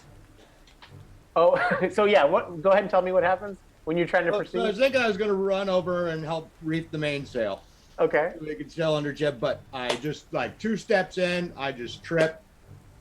Yeah, totally. And I'll tell you what I think. And right before that happened, the captain's door had banged open, and I warded stepped out and just sees you face plant, and it's just like I'm a fucking dead man, and slams the door back in and goes back underneath. Oh man, the play-by-play is epic. Okay, okay. So we're at the bottom of the order. Last but not least, Toker. So, being the gambling man that I am, I pop out my Mahoro dice. And so, what I do is I decide that if I roll a 7 or higher, I'm going to dash around with my keen eye and amazing reflexes. I'm going to dash around the deck and man the oars, to kind of keep us on course. If I roll a 6 or below, I'm going to climb the mast up to the crow's nest to try to see if I can help navigate where we need to go and kind of shouting down from there. So, and you're saying this is a pair of bone dice, right? So exactly. Yeah, they're my bone dice I have. Dude, I love it so much. And the numbers are actually the northern tongue, so they look more like runes than numbers. Okay. Yeah, I love it. Well, for the sake of the game, and I'm actually going to roll, and that'll depend on what I want to do. No, that's so perfect. I love it. So, let's see. Okay, so I am, I guess, running around the deck. Okay, so I'm going to, before you roll, I'm going to say I love how you took all those pieces together. And because you use the Mehoru, bone dice, I'm going to give you inspiration. Yeah. Okay, cool. All right, I'm still at disadvantage, so what would you like me to roll for that check? So you're at disadvantage, so you choose either the 15 or 18, and this is the running one? Definitely this a 15. Is the running one? Yeah, this is the one where I'm kind of dashing around the deck and adjusting the oars. Acrobatics sounds pretty good, doesn't it? Okay. That's kind of because if you were if a rogue was running across like a thin wall or something difficult to get Yeah, over? I'm good with that. So first I'm gonna bless it. I only have one Bane left, so I'm gonna hold on to Bane. Good, because that wasn't so hot. All right, here we go. All right. Oh, dang, 15? bro. Okay. And it's +1, right? Yeah. So 16. Yeah, so you got a 16. Okay, so tell me what this looks like. Totally successful. So like I find my inner calm somehow. Like I like close off all of the like the crashing waves and You are pretty hollow. in the mist, and I've my gut is empty from just horking up everything. And what I do is I just kind of find, like I said, this center of peace, and I'm, the second I see one of the oars flip up, I dash over and like steady it, and then I kind of just ping pong across the deck like that, just to try to keep us, I know shit about ships, so this probably doesn't work, but that's what I'm trying to do, just keep us on course. No, it's totally zen. And I'll retcon it a little bit. And what I'll say is that because you're like one of the tougher, stronger Trollkin, and Suli, who's on the stern, has like the helm. I'm gonna say I'm just gonna retcon a little bit. Like the helm would make the most sense. That like it's hard to keep it straight, and she needed like a big, strong brute to kind of help her like keep it on course. But I love it. You got your inspiration. We're back at the top of the order. It's 2-2. Let's see what happens. It was looking a little dicey there for a second. I know. So the captain is up. Sober-minded. How are we doing, Cap? Not so hot. Oh. 50% is failing.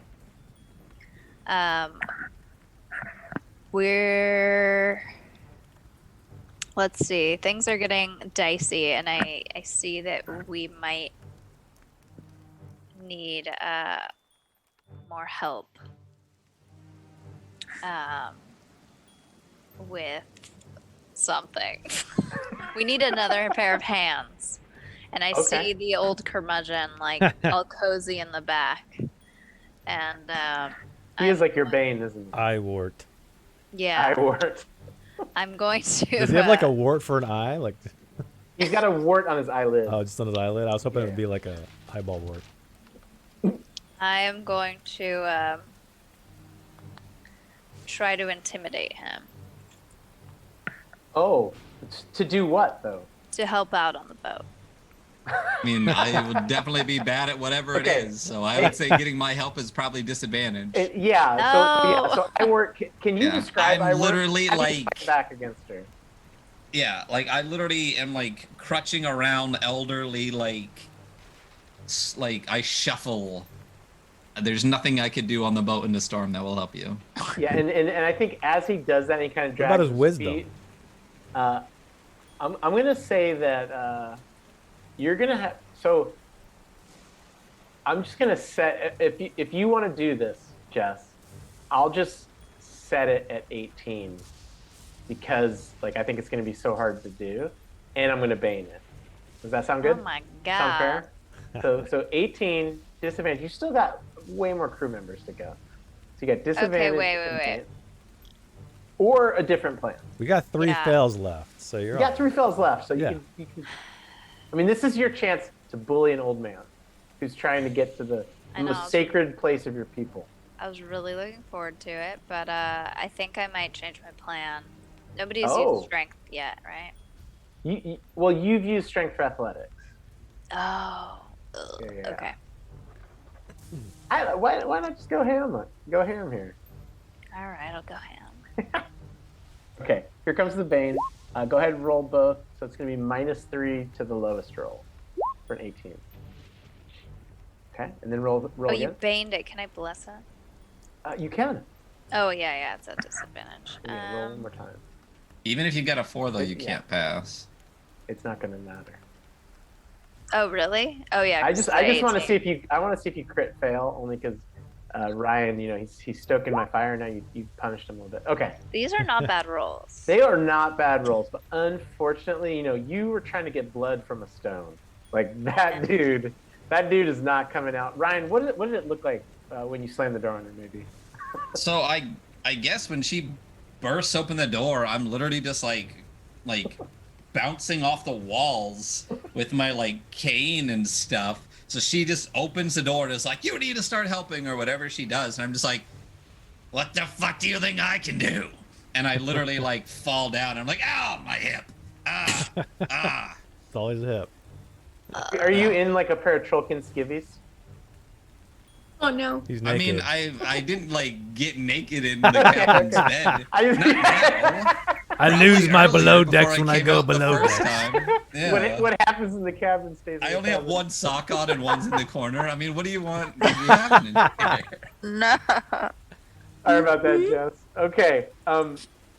Well attempted. Yeah, I pushed Okay. my life alert button. Like, I've fallen and I can't help! get I've up. fallen and I can't get up. Oh, no. All right, Captain Nicework, Suli, you are the next in the chain of command. All right, cool. Oh, cool. I'm going to tell my little buddy owl to fly up about 60 feet and tell me if it sees any like clearing. I'm going to say it this, might like, see. because I worked on a boat, a ship that used like helicopters. It's too windy. Like like those birds are flying to land for a reason. Sorry. It just looks at me like, and if a bird had a wing. I know. The worst game to have the DM be like a Coast Guard person. No, Like, fuck. dang, you know things. I would have been like, yeah, sure, you can use your bird. I mean, if you let's say this because you got 3 of them, right? Yeah. Can just so you have a chance to use the bag again. Yeah. Since there's way bigger things, Maybe. can we just for the fun of the story? So it goes up and just splats against the mast. Goes up. It doesn't splat against the mast per se, but like it just freaking disappears and then just it's gone. Like it just blows so far away so fast, which could totally happen. Like, should have known that would happen. Yeah. So let's. Happened before. Yeah, we'll get rid of the bird and then Okay. you can use the bag again later, but not during. Yeah. the Yeah. All right. In that case,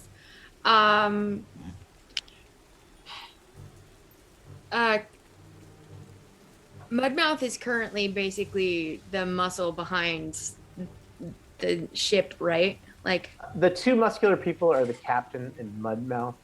Yes. and Mudmouth was Uh, like helping And with. I mean, Toker is pretty jacked too, actually. but, Right. Like not as Yeah. much as them. All right, so I'm gonna leave the word for the steering wheel. The helm.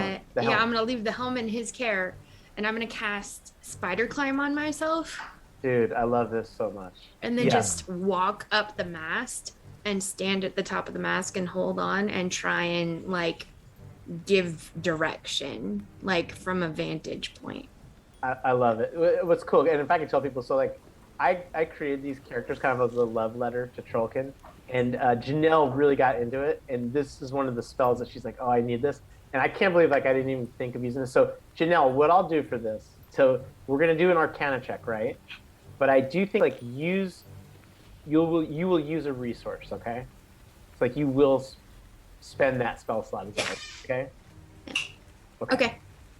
Fair enough. And so yeah, so here's what's kind of awesome. I think the crew has probably have they seen you do this before?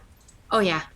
Okay, so we're gonna go ahead and do an Arcana check, and you can choose the DC. I have no Banes left, fortunately for you. I think it says 1 on the screen, but I only had 3, and I'm pretty sure I used all 3.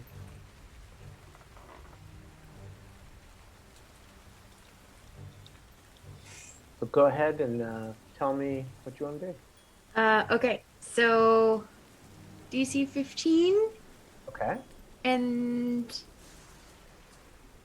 yeah, I'm just gonna roll Arcana now. You gonna bless it or no? Yes, I'm gonna bless it with Heck my yeah. my second Okay, bless. so you've got Bless, and you don't have disadvantage because Cool. you survived the intoxication. Dude, Ah, like just hit I it. pass. I love it. I extra pass. Extra pass. And I'm gonna say this, like, it's so appropriate that like the Storm Sorcerer finishes it off, right? Because can you tell me a little bit about like Storm Sorcery and like why this works and like what it looks like? So she was actually born on a boat in the middle of a storm. when everybody was worried about the water, like the boat swamping. They weren't sure if they were going to get out of it, and maybe 30 minutes after she was born, it calmed, and it kind of infused the power of the storm into her, and that's why it calmed. Like all of the energy of the storm kind of fused with her when she was born. That's so awesome. I love it. Yeah. And so what you guys see is like you just see this like glorious trollkin just skip up just as it's like not a problem at all. And she's just glued to the mask. And like when you see like a little bit of lightning, you just see like the outline of her body like up against the horizon.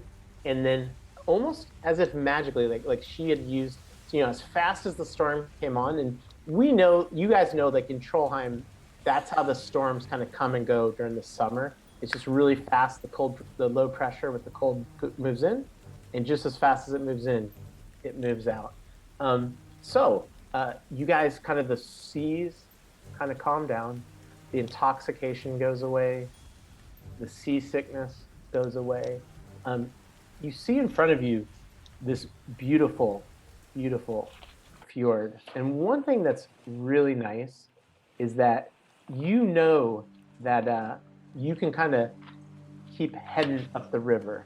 So this is kind of what you see, but I'm going to go back to the progress map, and let's just talk a second about what you can do before the end of this first day, because that's been a pretty rough day. So can you guys all see this? Yeah. Cool. So the first 30 miles was kind of smooth. Second 30 miles was the stormy seas skill challenge, and then you're pretty sure that like you don't even, because it was so smooth, you can actually like slowly sail up the river. Like it'll be pitch dark, even though you have dark vision. It's not enough really to be totally safe sailing. So if you guys are okay with this, we're gonna go ahead and shift to a break right now. Is that okay? Yeah. All right. I love it. I need a break after sailing through a storm. What's up? But I need a break after sailing through a storm. I'm still laying on my back. I rolled on my face. I rolled over onto my back. I watched Suli climb up, and I was like, oh, wow. Now I'm just laying there on my back. There she goes. Oh, I love it so much. Okay, guys, we will be right back. What am I supposed to say, Ryan? We'll be right back. We'll be right back. Oh, and welcome back to the Adventure Archive. Tonight we're doing something a little different. We're headed up a river fjord to the Great Moss Hall with a crew full of trollkins. They just survived a storm and have now entered into this beautiful river fjord, and they know they can tell up ahead like the clouds are parting, and they kind of look left and right, and you kind of see like pine trees and just like majestic cliffs on both sides. You're pretty confident that like as you get further up, the sun kind of dips behind you, and then it's crystal clear sky. You kind of are looking around, and you know that tonight should be pretty magnificent. And in fact, you're going to see something I'm going to throw up here in the chat. So you kind of slow down, you make your sail like half the size of what it normally is so you don't get going too out of control. And on the river, as the sun sets, and it gets pretty dark fast, right? Because we're in between like these giant fjord walls. Northern lights, what we call that in our world, some sort of like a fey magic here in Trollheim is just like lighting up the night sky, and the river is just super smooth. It's pretty wide in this part, and you know that like the river in general, it's pretty wide, like all the way up to that fork up ahead. Let me go ahead and click on your token here and get moving on. Token layer. So you can tell that right now you guys are kind of at this 90-mile mark. So you have made great time because you kind of got ahead of the storm and even used it a little bit to your favor. You covered the entire 90 miles in just a day. It's been awesome. Dang, 90 miles in a day? That's a lot. That's a lot. Probably a fantasy, but anyways, we'll just leave it at that. Probably. We're Master Human. You are Master Yeah. Human. So what we're going to do now, because you've done such a great job, I do think like we have an opportunity for a little role playing, because we've got a boat that obviously is like very sturdy. You've got a magnificent crew that was able to keep it through the storm, and I'm pretty sure in the cabin, perhaps have an agitated elderly trollkin. So as I realize like I'm not sick anymore, I'm feeling great, all of a sudden my belly starts to grumble. And so I rush below deck and start preparing the rum gremlin for food. For a great feast. Okay. I'm kind of preparing him like a pig, so roasting him, putting like maybe, you know what, I'll just put, I probably don't have an apple, so I have like this rat skull and I just jam in its mouth or something. Yeah, you're probably using fire. I'm going to put a picture up anyways, Okay. just because I think this will be funny. So let's imagine the trees are like around the river, and let's say that, so like when you cook like on a wooden ship, you actually have to kind of do it like over the side, right? Like you set up like a little pan. It's so calm out and like the wind's perfect. So you wouldn't cook like inside of the hull of the ship. You'd probably like have like a little thing kind of hanging off maybe the stern. Okay. Where you could like cook, and then when the ashes are done, or you know the fire gets out of control, you can just kick it overboard. So you could tell me what that looks like, what it smells like, maybe tastes like. It smells great. I'm not eating it yet because I'm preparing it for everybody else. And so as I'm doing this, I'm kind of I'm getting really excited, feeling great about it. Oh, it's gonna be a good one tonight, boys and girls. I just keep working at it. Is this going to be part of that thing that you have that's like part of your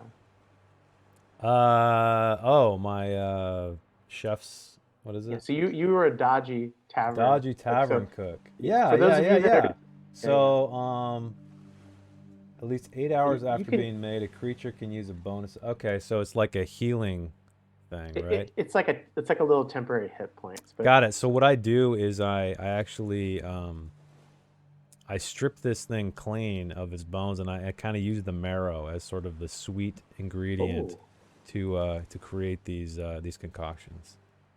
I love it. And for the people in the crowd, I'm gonna throw this up. Do I need to roll anything, or is it just like that? You don't need to roll anything. So Okay. for people that are kind of 5e fans, I did a watered down version of Chef Feat, because I thought Jason was just awesome that he like chose seasickness as like a flaw, and so I knew it might punish them a little bit, so I wanted to give them something in return. So my idea was, it sounds like you've started. So if you could just figure out like tomorrow morning, like when they wake up, like I love the word treats, because I thought as an author you might run wild with that. Like, you know, it's like when you hand the treats to people, and unfortunately you can only make 3, but there's 5 trollkin on this boat. Okay, it sounds like another dice roll is coming up then. Oh. Well, actually, no, I guess Mudmouth's getting one for sure. Like we're buds, but Homies. Yeah. and then so it's gonna be between the captain, Sully, and fucking, I don't even need to roll for Iwar. Fuck that guy. That guy won't shut up. But you do need to keep him alive. That's actually, I've shuffled onto the deck since it's gotten all calm, and I can smell this rum gremlin, and I just kind of come up behind you, and I'm like, well, you can't hit anything for shit, but at least you can cook.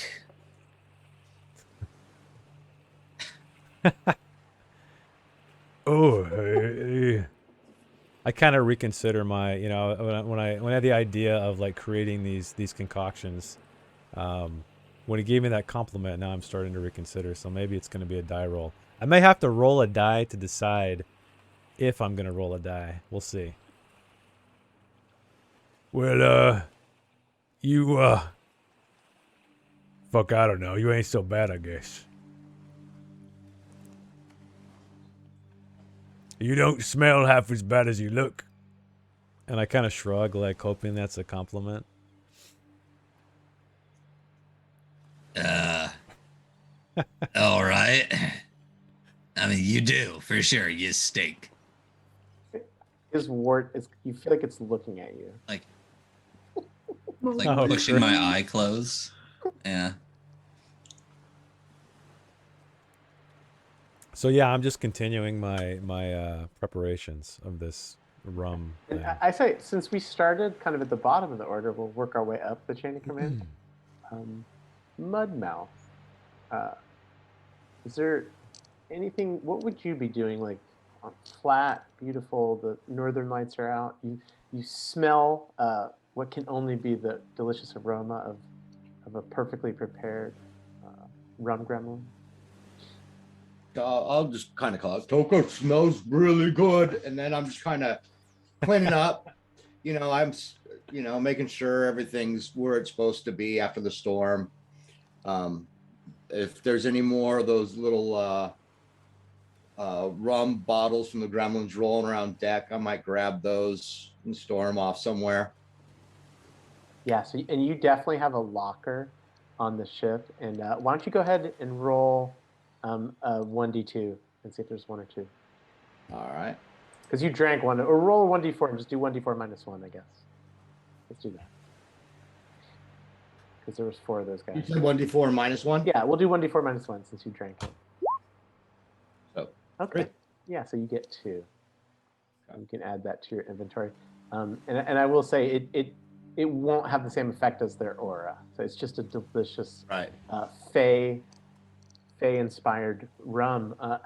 I'm pretty sure rum gremlins use a spice that can only be found up here, just north of Jotunheim, which is kind of where the giants live.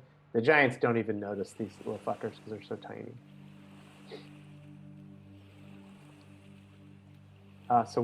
Is that all you would like to do this evening, Mudmouth?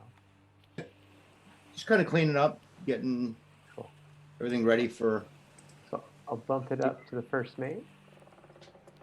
The first mate, after things have calmed down and she's, tied off the sails and stuff, she's going to come over to the center of the boat and kind of sit down cross-legged.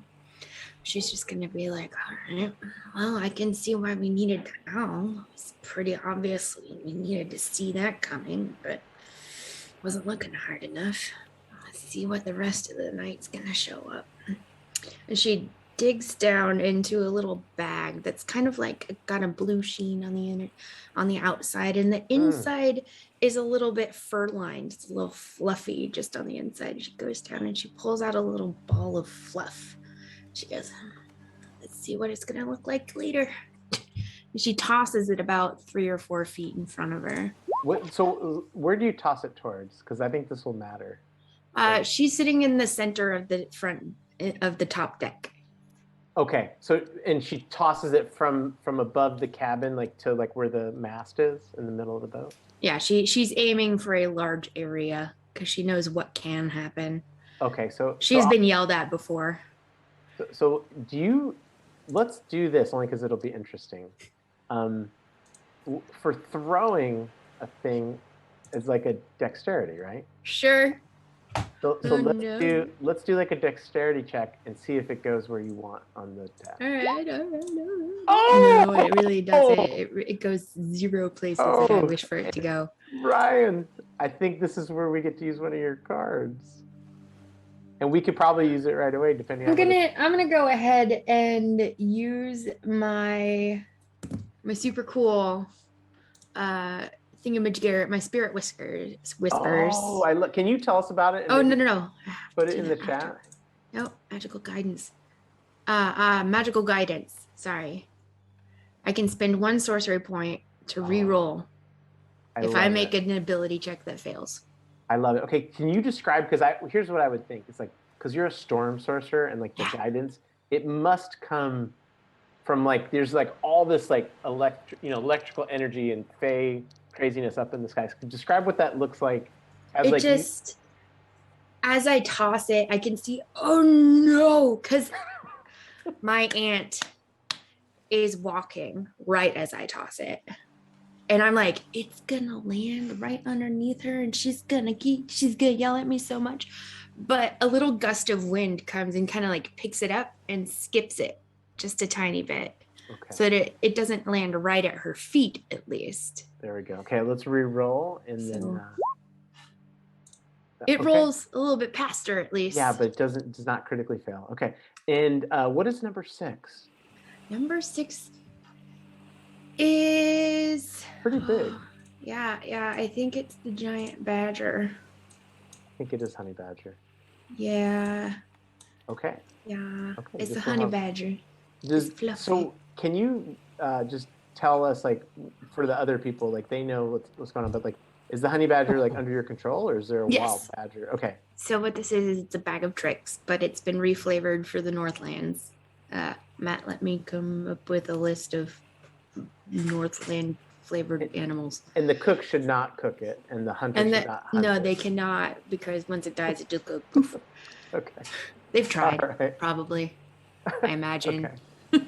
All right, and then we'll finish up with Captain. So I'm just kind of surveying the ship, making sure nothing got too out of sorts during that crazy weather. Just checking on everything, checking on everyone. And at some point, I'm walking by Suli and So almost thing- kind of trip.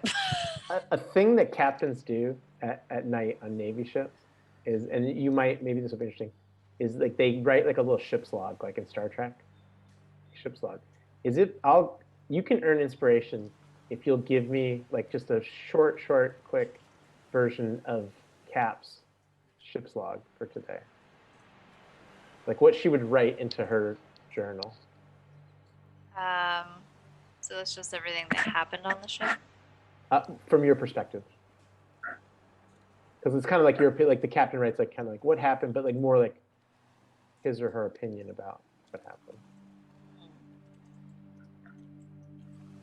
And it's okay if you don't want to do it. No worries. I guess it would be something like fought a bunch of rum gremlins. Period. Dealing with. Full stop. Yeah. It's not really. She's not a great writer. Having to deal with very annoying old man that likes to be naked in my quarters. Period. Narrowly made it through the day.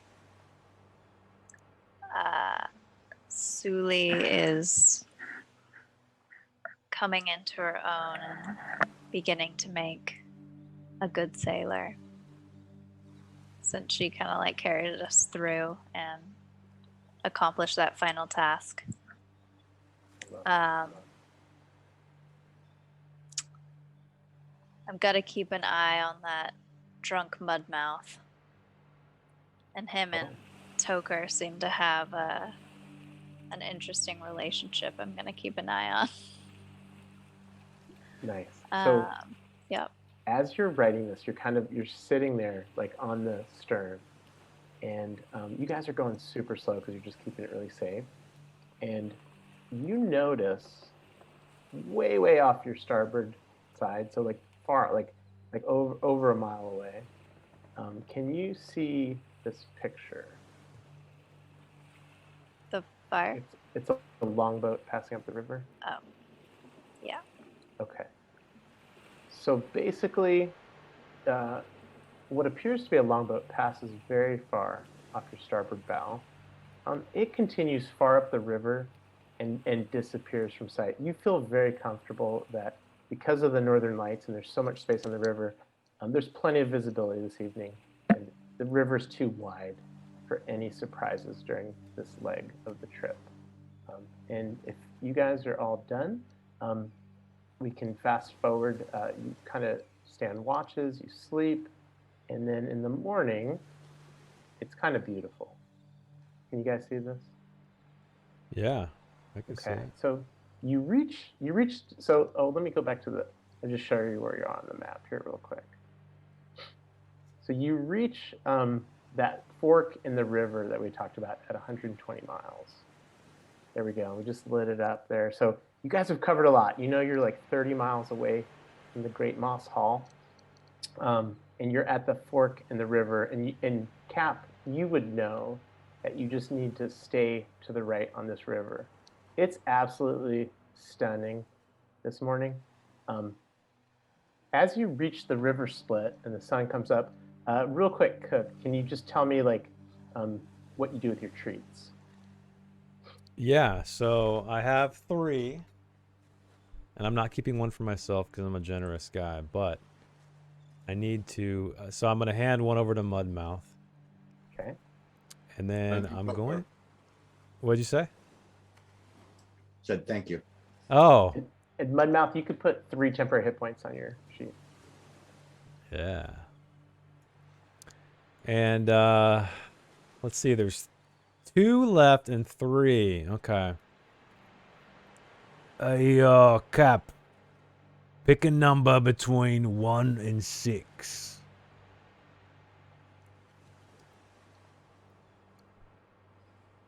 Okay. 4. Okay. Sully, number 1 to 6. All right, I got it. Can I Did hear tell it? you. What? 2. 2? And before you roll, Cap, you have inspiration for your ship's log. Oh. Sorry about that. Hopefully this works out. Yeah. I guess it won't work. I got to do, hopefully they're not going to be equally You could do it with close. that dice from the left side if you want. Do what? Yeah, that's There's what I'm like going the to do. free dice roll. Yeah. Oh, you old man. Between 1 and 6, pick a number. What am I picking this number for? A pretty surprise. Yeah, It'll warm your belly.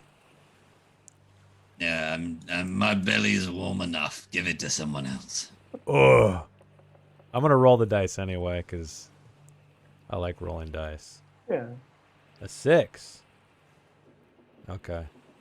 So that would be Cap wins. So I'm going to hand 1 to Cap and then 1 to Sully. oh, you're both winners. But I always knew that. So they're That's like awesome. these, they're these bones that I've cut short, and I've wrapped little bows on them, but the bows are made of dried intestine. So like, Chewy So it's like and little crunchy. lamb. You it's like like a little touch, all right? You're pretty, isn't it? It's got chew and crunch. When you eat the middle out, you can put that on your windowsill. Look quite pretty. So as you guys, do you all eat the treats? Yeah. Oh yeah. Does anybody not eat it? Okay. So if you eat the treats, give yourself 3 temporary hit points. And you've got like a little bit of the grease of the rum gremlin, and it's like a little bit, it smells like it's been sauteed like in rum, right? And it's kind of dripping off your fingers. And then you're passed around the corner, right? You go past it and you're enjoying this like spectacular scenery, the trees, all this stuff. And then all of a sudden you see that longboat and it pops out. It's like a quarter mile away because you couldn't even notice it, like around the corner. And it seems like it's heading right towards you, and you hear like a dwarven song of like, it's similar to a shanty, but in words that if you speak dwarvish, you might understand. And then you hear like a drum, like boom, boom. I run to the boom, bow and boom, mount the ballista. boom. Okay, he runs to the bow. And then it gets like a little closer, and then it gets like about just like maybe like 1,200 yards away. And then, Captain, you observe that the boat is briefly surrounded by a silvery mist. And one moment it's just charging, and like every row is like, and the wind, you can see like there's a mage in the back, and you see him like screaming in dwarvish, and you hear the drums, and he's pushing his hands, and the sail is just full. So like this kind of a calm morning, and the sail's going, but then all of a sudden this silver mist comes like off the water, and the next thing you know, flip, you've seen this before for anybody that's done this among the Trollkin that can kind of teleport themselves. The boat, the next thing you know, slams like right up next to you. Like the whole longboat just comes right up against you, and what you hear is like this gangplank come over, and it's got giant iron spikes, and these giant iron spikes slam right into the side of the boat, like right where your gangplank used to be. And I need everybody to roll initiative. And let me go ahead and bring this up. Clear. Hold on, I gotta remove everybody first. Oh, okay. We good? I think we're good now, yeah.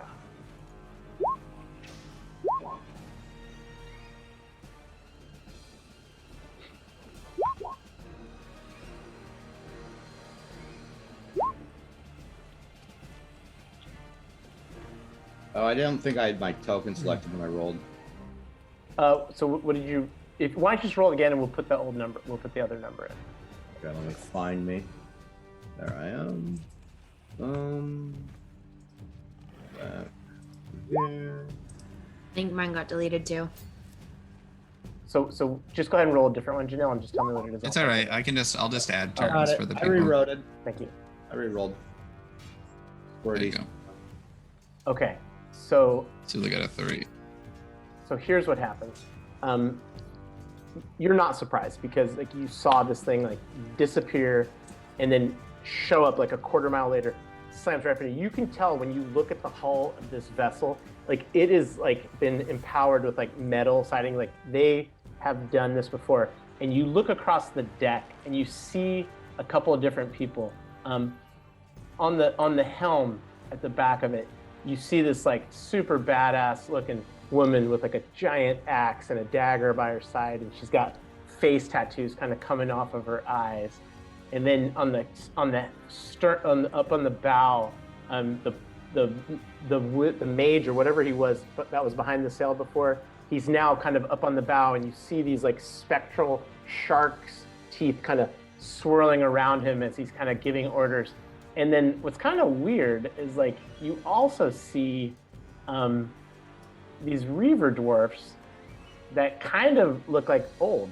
So they're not, maybe like they're past their prime a little bit, maybe not like as the strongest they've ever been in their lives, but you see a bunch of them all over the deck. And let me go ahead. Oh, thank you, Ryan. Let's go ahead and stack this descending. And do we have everybody in there? Yes. So Cook, so you have an opportunity. You guys are just slammed in together. From what you can see, like all these, once the iron like hooks kind of hooked on, then grappling hooks kind of went over 1, 2, 3, 4, 5. And you know that like right now, it would take quite a bit of time to get your two vessels separated. Just so you know that. Oh, what was you had a badger, Janelle? Honey badger. Honey badger. Is this the next day? Have we done a long rest? Just to clarify. You did, yeah. So everyone is like totally rested up. Okay. Long rest. I'm assuming the honey badger can be with you. The honey badger would disappear at dawn, so I would need to roll again. Oh, would you like to do that? I would like to keep him if I can. I didn't get to Let's play just with do him that at for the. all. Let's Okay. do that for this. We'll just say that I let it be until the next And then morning. let me give you control of it. Or can you do that, Ryan? Yep. Thank you, buddy. And so he's also medium-sized, Janelle. Yeah. Look that up. So he's the exact size that he would be. And then if you guys are in an area, you can just kind of, there we go. Okay, Cook, you're up. All right. I guess I'm gonna. So what are these guys doing? These dwarves? I mean, I know they like smashed up against us. Are they kind of starting to rush toward us? So that, yeah, you get the sense that they have like a little bit of a berserk look in their eye, and like you've been to Wolfheim before, and you've dealt maybe with ones that are a little bit younger, but that like their whole thing is like they hate Trollkin, and Trollkin's thing is they hate Reaver dwarfs. Oh, perfect. So it's just, yeah, this is just, Yeah, Trollkin reverse. This All is like right. the biggest rivalry in the Northlands. Okay. Let's see my movement here. Let's see. 5, 10, 15. I'm just gonna leap. Can I leap across this? For sure, yeah. It's only 5 feet. Why don't you just roll just to make sure you don't get a nat 1? Yeah. What do you want me to roll? Just Dex? Uh, Or athletics? I would just or- do athletics because it's a jump. Okay. You're pretty strong. Yeah, there we go. All right. So I So land. tell me what that looks like. Yeah, that's cool. So yeah, what I do is I just. Oh shit. So this is I guess I'm on the outside of this thing. I forgot. This is like. No, it's okay. So you go down Enclosed, the right? Yeah, you go down the stairwell. Like you're up on the top. You go down the stairwell and then to the flat area, and shoot. launch or Okay. something. Yeah. So anyway, I just dash down there and then like leap off and again mid leap, drawing my sword, landing, crashing down onto the deck over here. Yeah, and I'll say, like, if you want, you could even like take a slash at this guy and maybe pass like 5 feet past him. Even kind of, that's pretty dope if that's what you want to do. If that's what you're saying. Yeah, sure. All right, so here we go. Here's my attack. Okay. Oh yeah. There we go. Oh wait, I gotta turn off disadvantage. So sorry. Yeah. Go So ahead. Yeah, when you 20, get- I it's like a guess. toggle. Yeah, Yeah, let's I just got go with the 20. So Alright. like definitely a hit on the Okay. Wolf Reaver for sure. And then also because you're within 5 feet of him. Yep, I get you the get that sneak attack. Dirty sneak attack. Okay, how do you do this? Oh shit, he died? Dude, you just put 20 25 25? hits on him. Yeah. Okay, I guess I just, I mid-leap, I put all my strength behind it, my momentum on my jump, and I just completely behead him. Nice. And then what I do is I grab him by his braids or his beard, his head, and just swing it around and slam it on the deck. Try to make it as bloody as possible. Yeah. So his head goes skittering, and because they had kind of slammed into you guys, like before this guy knew what was going on, like he's making a dwarven battle cry, Yeah. and then all of a sudden nothing, just blood and viscera as the head kind of bounces, sounds like a coconut, and lands right next to his partner's feet. All right. would you-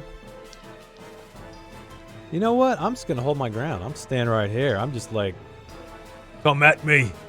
Okay. And then what's kind of interesting is like as the head bounced one way, his stomach kind of rolls over the railing of his boat, and so his arms are kind of hanging over, and where his head was cut off, blood is kind of dripping into the water and leaving like a trail of water behind you guys. Okay. Captain. So I'm looking over this boat and I identify their captain. Okay. Yeah. She's pretty, not as badass as you, but she's pretty badass. She's not as calm and cool and collected. Okay. And I'm pretty worked up about how she's hurting our boat. Plus, like, I hate them. Oh yeah. So as I walk over the plank, I am going to get swole. Or Oh. use Get giant swole. might. That's what it says in my character sheet. Get swole. Yeah. Tell us. It's giant's might. Yeah, so Jess his character is a rune, what they call a rune knight, but we call it a Trollkin rune fighter. Yeah. So like your necklace with the rune on it starts glowing, and just every part of you, your armor, your shield, your axe, everything gets humongous. What? So she actually grows? She grows, Yeah, so I she's the become size. She takes up giant. 4 spaces. Damn. So You get as, tall.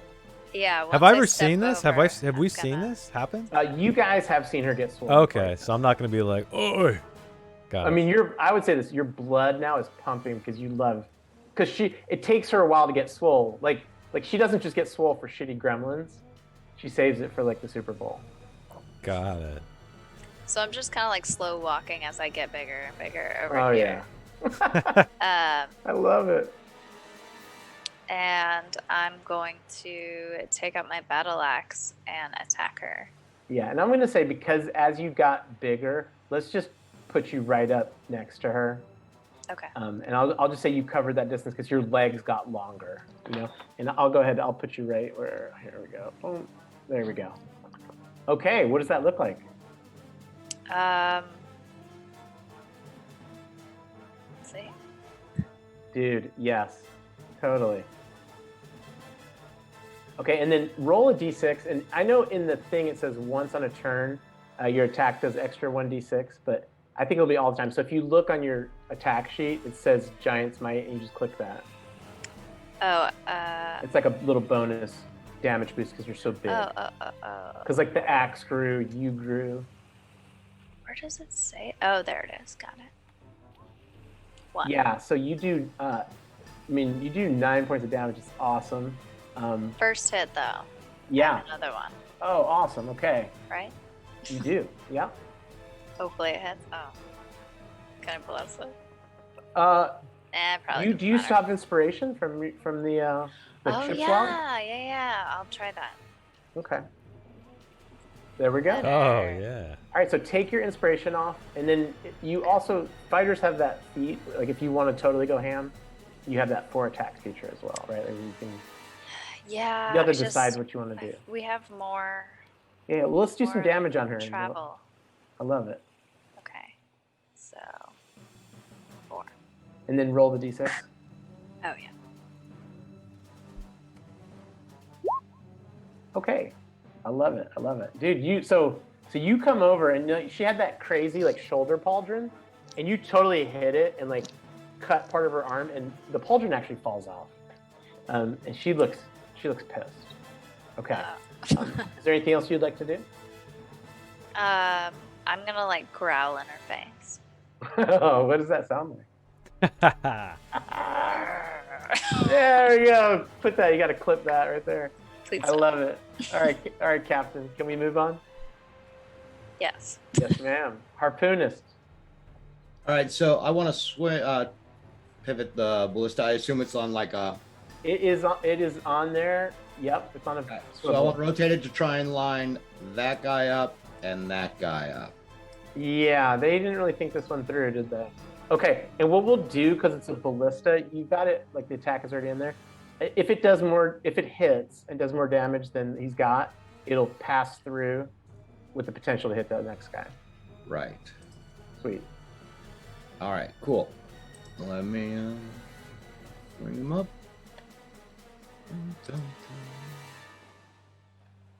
Ballista. Oh. 13. Dude, 13 is gonna miss because these guys have like chainmail on. I think did I give you a card? No, maybe not. No. Right. Okay, so is there anything you can do to that? Well, can I bless it? You can. All right, I will. You need a 3 or higher. Ooh. Oh! Oh! Damn, bro. Okay. Roll a bag of dice. Oh my gosh. And then yeah. And you've got a feature if you want to get crazy, because that was 3d10, where you can re-roll like that 4 if you want to try. So if you re-rolled the 4. Once per turn, yeah. I want to re-roll that 4. The 4. So you'd have like 17 plus whatever. Roll d10. d10. Just don't get less than 4. There There we you go. So 17, 26 points of damage.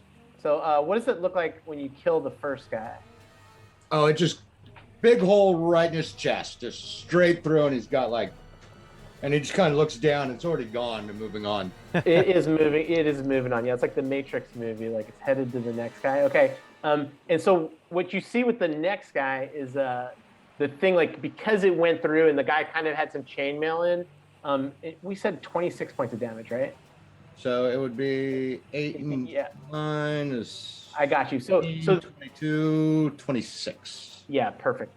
So it passes through this guy, and then kind of puts a giant gaping hole in his chest. Blood kind of spurts over the side of the boat, starts trailing into the water. He actually, the front guy, falls like overboard, and you're not moving super fast anymore, but he gets kind of crunched up between the two holes right here. His body is just like, you just hear crunch, and you sense like it's not all the way through because it's only like 6 seconds, but it's slowly getting meat grinded because they have that metal hole. And the other guy, the ballista kind of comes down a little bit after kind of his chest, hits him in the thigh, and you can see that like he's not down, but like he's not feeling good. Is there anything else you'd like to do? Nope. I'm gonna stay where I'm at, but I'm pulling out my compound bow. Only because I know that like I just threw this character on you and you were not in our Discord since October. The cleric has a feature in there if you look on a bonus action, if you'd like. It's a spell.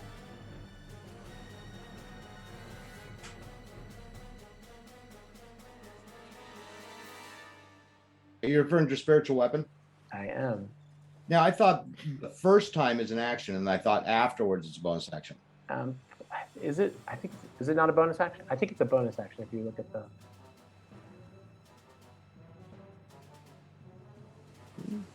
All right. Yeah, I'll cast spiritual weapon. Yeah. Okay, where would you like to put it? On their mage at the bow there. Okay.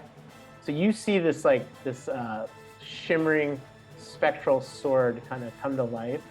I'm gonna get back on the tokens here, and can you give him control of that, Ryan?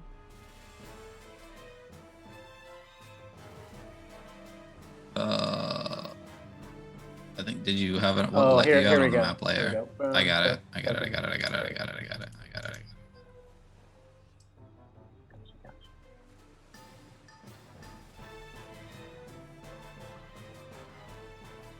There you go.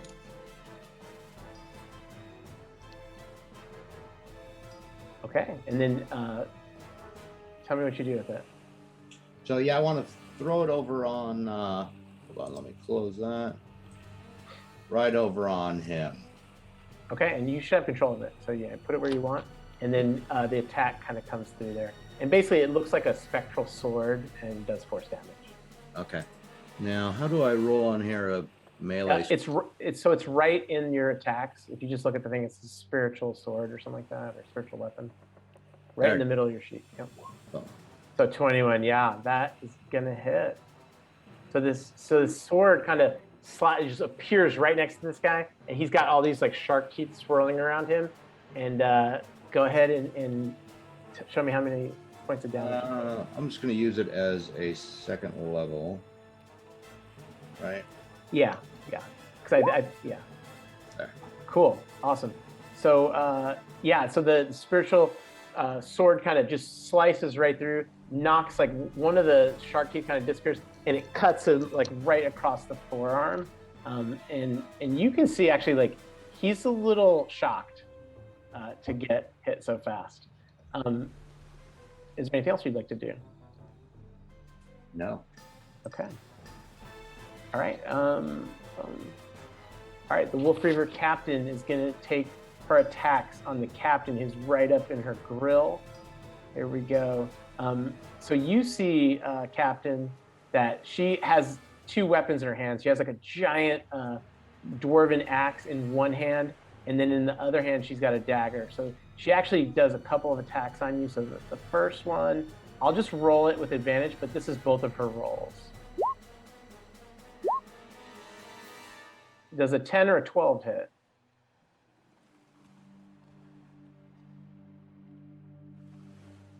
I got you, Ryan.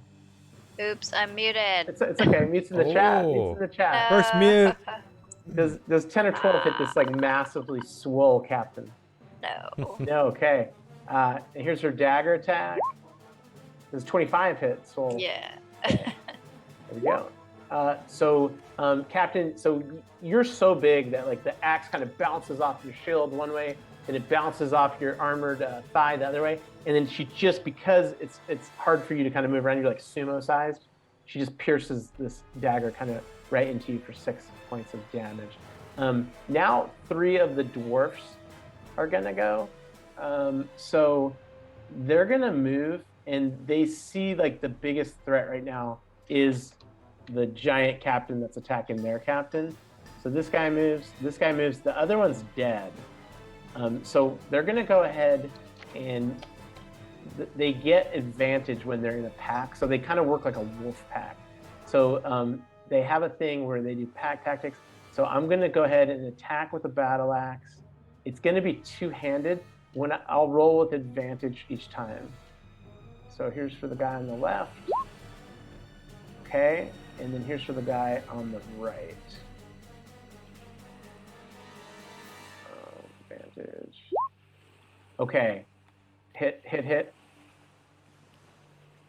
23, 23? Yep. Okay. Boom. So 7 damage and 8 damage. Okay. How you looking?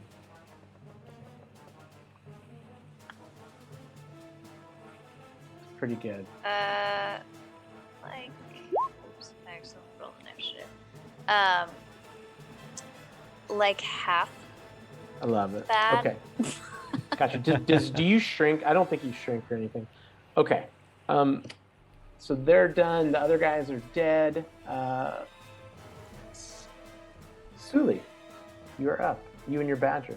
She hears the commotion outside and rushes out. She gets and sees that we're under attack, and she uses a bonus action to tell her badger, defend the old man. Oh, I like it. So it probably just takes up a defensive Yeah, and they position can at the actually go door. down. They can go. Yeah, right in the doorway. He's Yeah, kind of right in the tucked away. doorway. He looks real angry and scary. She's Both the badger and the and the old man. Sorry. She's gonna come out and like just try and survey things. Would she be able to ID that guy is a mage user, like a magic Oh, user? I mean, clearly, like he was doing something that made them like Okay. boop, like right. Is that what you call it, booping or whatever? Yes, he Yeah. booped. Oh man, Yeah. did he boop? He He booped the booped- whole thing. booped She can a only long boop time. herself. Like you're not sure if he did it or something else, but like you know that it worked. Yeah. Okay. She is gonna cast a twin firebolt, once at Okay. him Okay. and one at this guy. Okay. So the first one will be at him. Okay.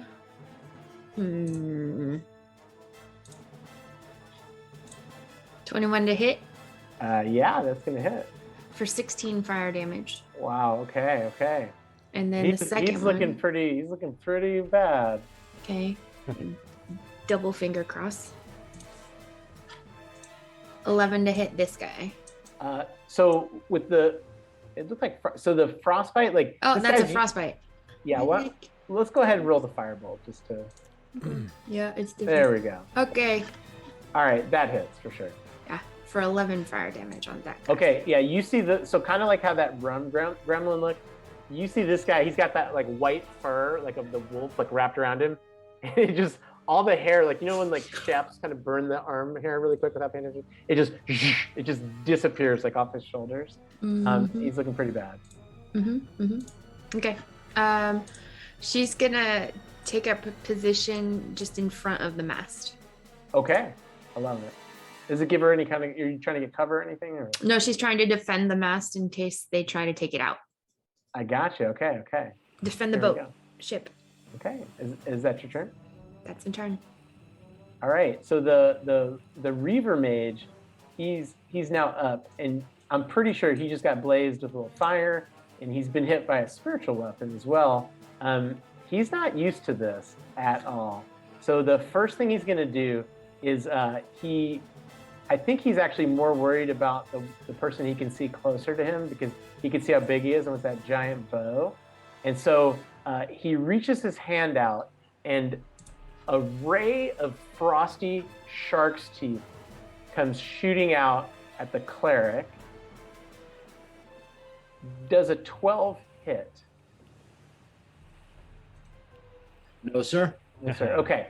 All right. So the shark teeth that were swirling around him kind of all come together and shoot out at you, and then you're a pretty nimble dude, you know, and you just kind of slip out of the way, and it just misses, and he then snaps a finger, and he appears here. So he kind of a mist appears, and then he reappears like midway across the boat. Misty stepped? He misty stepped, and then these two guys are going to come running at toward. They saw the head kind of go bouncing across the deck, and so they come running down here.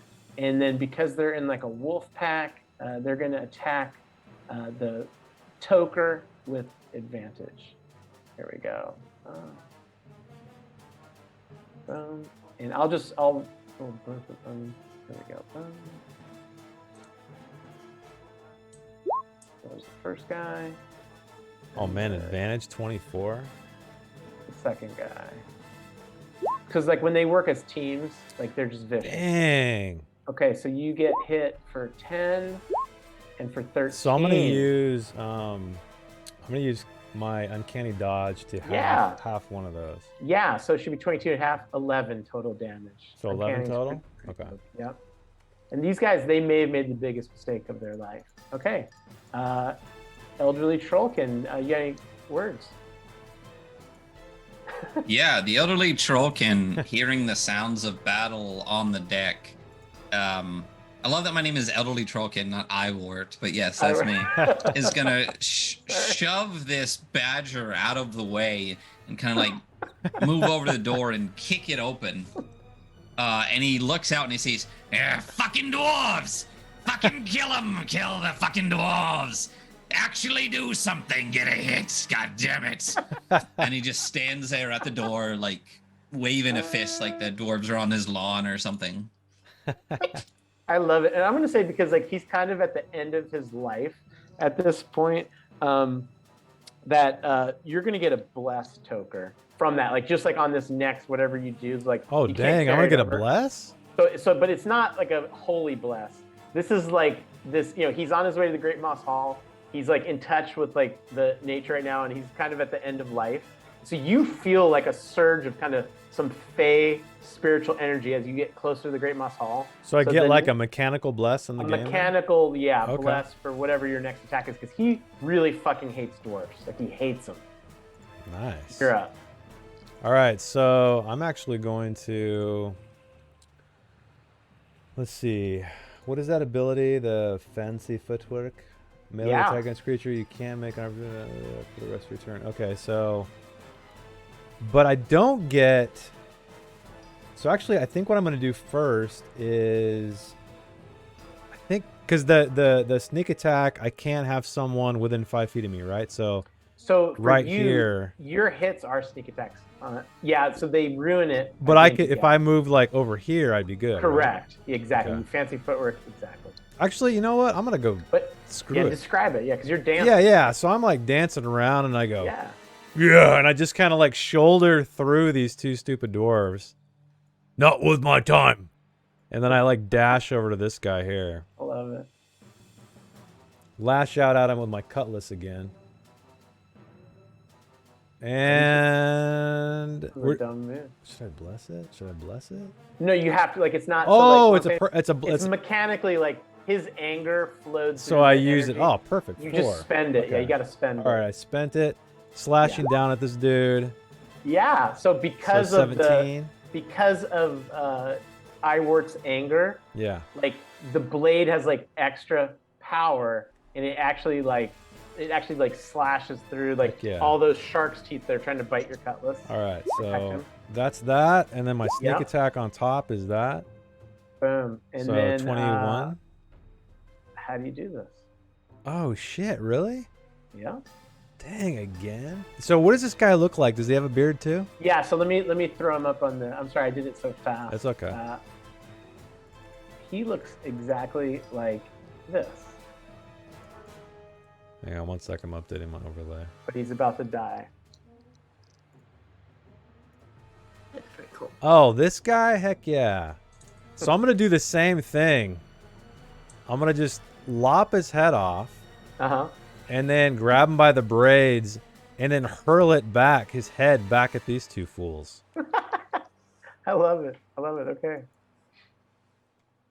That's my new move with these dwarves. Anytime I kill them. Yeah, headlopper. Yeah, That yeah. could And be then your just they next- got your these next sweet Tolkien. braids that I can just like chuck them around. I love it. Is there anything else you'd like to do? No, I'm gonna just stomp Cool. my foot and stomp my chest or smash Yeah. my chest. Yeah, yeah. All right, Captain. My captain. Okay. I'm going to battle axe the other captain. Okay. And can I invoke the fire rune? Yes. So what it is if you hit, you then invoke it. Does that make sense? So Yeah. you won't waste it if you don't hit. Okay. All right. Okay, so for the first one, like she has the two weapons, and like her giant like battle axe just like hits your axe like out of the way. They kind of like hook blades, kind of in the part that comes down. Okay.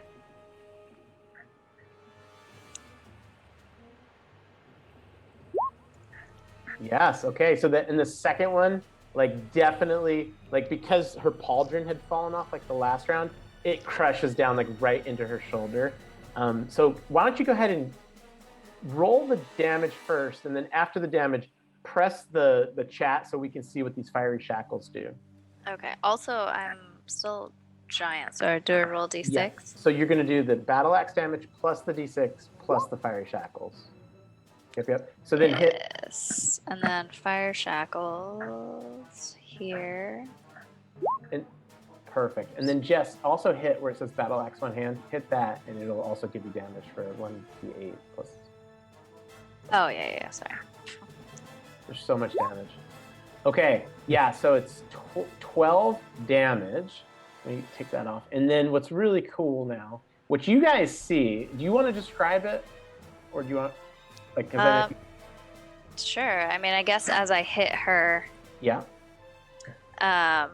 So I'm wearing a rune, right? I'm wearing the Yes. fire rune. Yep, around your neck. Yep. Okay. So as I make contact, the fire rune like glows like with like a little burst of fire. Okay. And you see like something shoot out at her hands, and she has like some fiery magical shackles around her hands now. Oh, I love it. And so she gets to do a strength saving throw, but did you hear the old man like really screaming at you? Me? Yeah, could you hear him? Well. Did you put some of Mudmouth's earwax in your ears? No, that was just me. No. Oh, that was you. Okay, so I'm gonna say you also heard him. So I'm Yeah. gonna roll the strength save, but I'm gonna do it with disadvantage. Okay. Here we go. Strength. Disadvantage. Submit. Okay. Fails because of disadvantage. Yes. So right now, I'm going to put a little tab on her. She's restrained, so that'll be this. I'll put like a red dot. Actually, let's go orange. There we go. And so basically, like right around her wrists, like these shackles just like light on fire. Now you have to press the 2d6 button in the middle of your character sheet, because she kind of lights on fire like around her arms, and like her leather armor actually is starting to burn. Okay.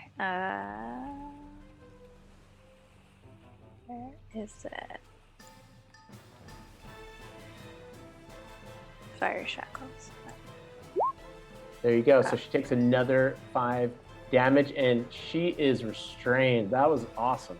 Awesome. Anything else you would like to do? You've got a couple other features if you want, or Yeah. like you can try to, because she's restrained, right? So like when she's restrained, I'll go ahead and read this to you real quick, Okay. so you know what it does for you. So when she's restrained, her speed is 0, her attacks have disadvantage, and all attacks against her have advantage. So it's like if you, as a fighter, you kind of tapped into your, like that extra like boost action surge, then you could do 2 attacks with advantage against her. Yeah, I think I want to do that. Okay. Yeah. So I will then try to attack her again 2 more times with the. Love it. Bring the thunder with advantage. Yeah. Toggle advantage. And let's say, because just roll the first one first, and let's see the damage. Okay, so the first one, because of the fire, like you kind of swing at her. Can I bless it? Yeah, actually. So if you can get a 3 or higher, Oh God.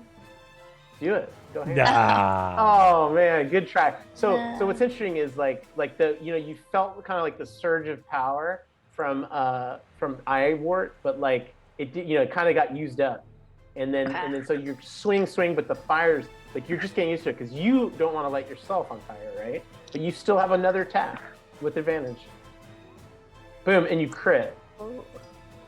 So I don't think you have to roll at this point. So go ahead and tell me how you do this.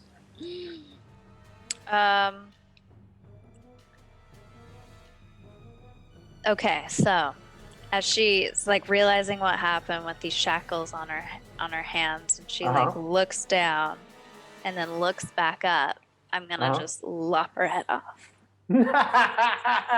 All right. She like looks up and gives me a clean shot. Dude, I love it. And because like her pauldron was gone, like you get a clean shot. So I'll throw up the picture of her just so I can give you guys like the fully appropriate like vision of this. So can you see this? So like there was this kind of weird dwarvish pauldron. It's gone. The cut comes across, and then her head kind of goes bouncing up into the air. And here's what's crazy. You know how like it's been chumming, and like this guy's body came back here, and the water's been chumming, and you guys hadn't noticed because you were so busy. But you see like a familiar flash of white fur come exploding out of the water, and a Mehoru who smelled blood like came to you and ate the head, just like jumped out of the water, breaches head. You're so big that you swear it might have winked at you, but then right back like under the water, and then this is crazy. So. Right now, these two dwarfs, like as the head bounces off, they come here and they start with their axes chopping away at the gangplank. Oh man. Oh man, they're trying to flee. Seems like it's possible. And then, would you like to do anything else? That was freaking awesome, Captain. Earned a lot of things. Dude, you gotta go ham. Yeah, I totally went ham. No, that's all I can do. Okay, I love it. I love it. Or maybe I'll turn around and like glare at these two guys that are behind me. Ooh, I love it. Okay. Mud mouth. All right. So I'm going to move my spiritual weapon as close as I can. Get it about there.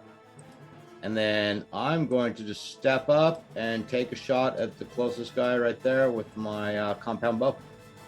I love it. And I will say this same thing. Like if you explode through it, go ahead and do it. All right. Gotta bring up my character sheet. Sorry.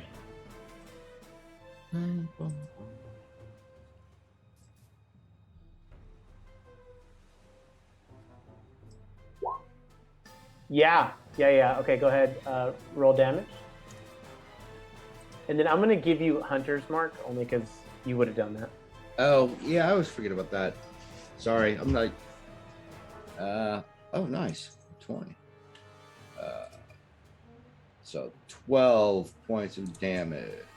Yeah, and then you can do, if you want, that's a good hit. Roll a d6 with it, because we'll just say you put Hunter's Mark on it. Because I know I dissed you. Like, Eric only had one day to figure this out. Oh, sorry.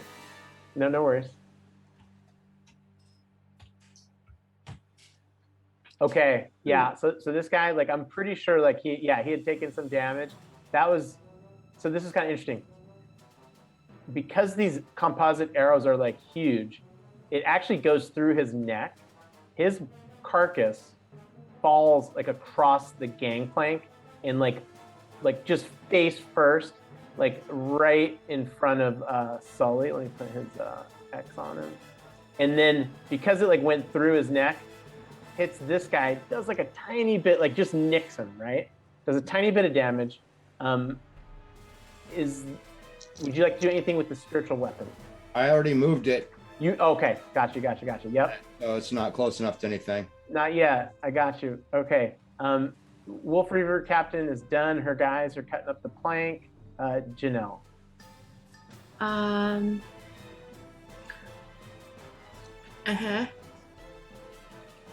Well, this isn't really worth much, so I'm just gonna cast a firebolt at this guy that's currently trying to detach the gangplank. Okay. I will say this too, like there's a bunch of dudes. Oh yeah, I love it. Get him.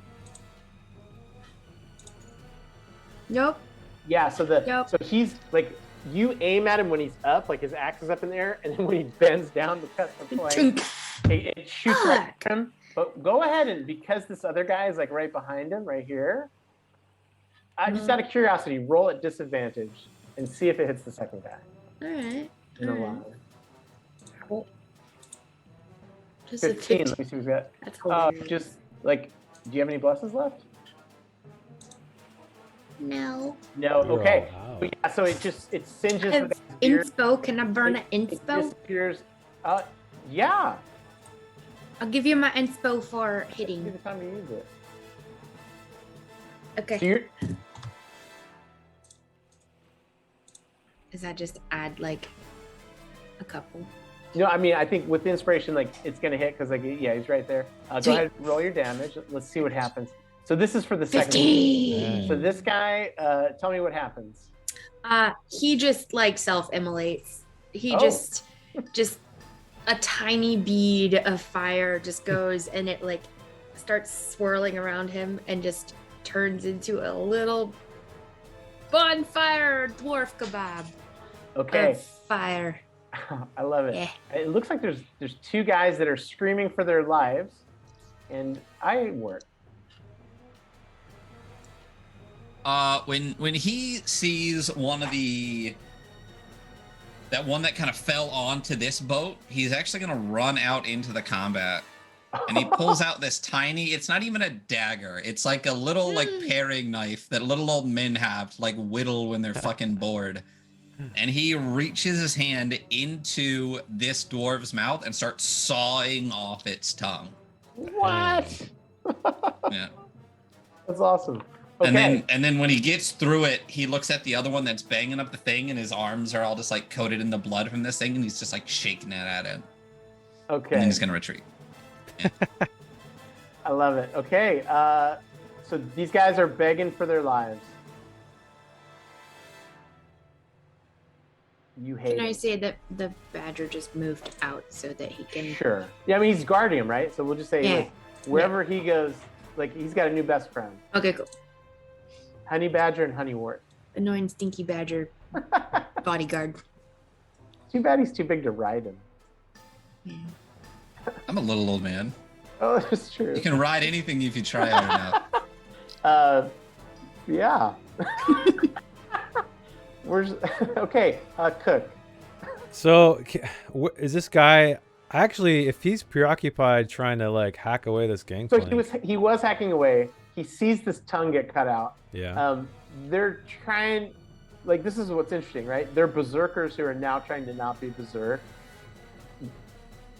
But like, that they give no quarter themselves. Like, they don't take prisoners. So here's what I want to try to do. Okay. Since he's at the very edge, I want to try to sneak up on him and push him over into the water. Oh, I Somehow. love it. I love it. Yeah, let's do. It sounds like athletics to me, like shoving something. Okay. Do I need to sneak at all, or can I like do something? Do I need to do something? Just athletics? Because he's not paying attention. So why don't you just do it with athletics with advantage, since he's not looking? Oh yeah. So turn on my advantage. Athletics. Oh Okay. yeah. So this is kind of interesting. So because of your trajectory, because of where that bench is at, Yeah. you shove him, right? And it's so strong though. This gap is pretty small, and he's still kind of like on the bridge, like he's alive, right? He just clings his hand on to the gangplank, and he falls prone right in front of Honey Badger. Ah. But I love it. And so where are you over on? Are you there on the gangplank? Even with now? my 18? Yeah, even with your 18, Ah. like he just manages to hang on to Okay. it. But I will say, so like that. So was then your I'm over. action, Yeah, I'll move over here then, where I would be. And like to okay, I got you. Okay. And I just snap my fingers, and that's the end of my turn. Okay. Captain, Damn my it. captain. Okay. So there's this one guy behind me, Uh huh. and I'm just going to try to battle axe him. Love it. Oops, I'm still on advantage. I guess those could be my 2 rolls. Okay. Do you have? You spent everything, right? You've gone ham. Yeah.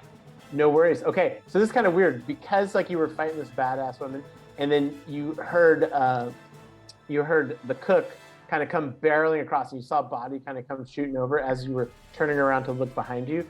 You kind of like slash slash, and this guy's almost too small with your giant size, and he just kind of like dodges out of the way.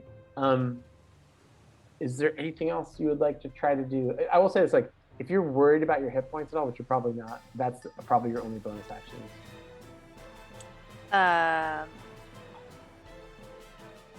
He's like in melee, right now, like with range Yeah, with yeah. me. Yep. He'd get a hit if I walked Yeah, you away. don't want to. Yeah. Yeah. Maybe I'll use my second wind. That's a bonus action, right? It is. Yeah, I'll do that. Okay, cool. And then go ahead and roll that. Is it a roll or is it just straight hit points? I think it's a roll. Let's take a look. Let's see. 1d10 plus 5. Sweet. Yeah, and That's not in my character sheet at all, is it? it's probably not. So just take a D10 from the side and roll out Okay. 5 for it.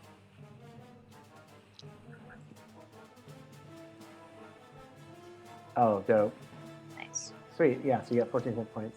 And would you like to do anything else? No, I'll just like brace for impact. Gotcha. All right, Harpoonist. Okay, so I'm gonna move my spiritual weapon right down there Yeah. and attack that guy. Yeah, and I moved him actually a little. He bumps that grid. There you go.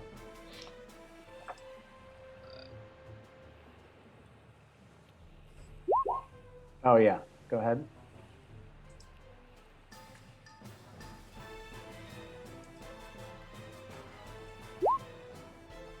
So Okay.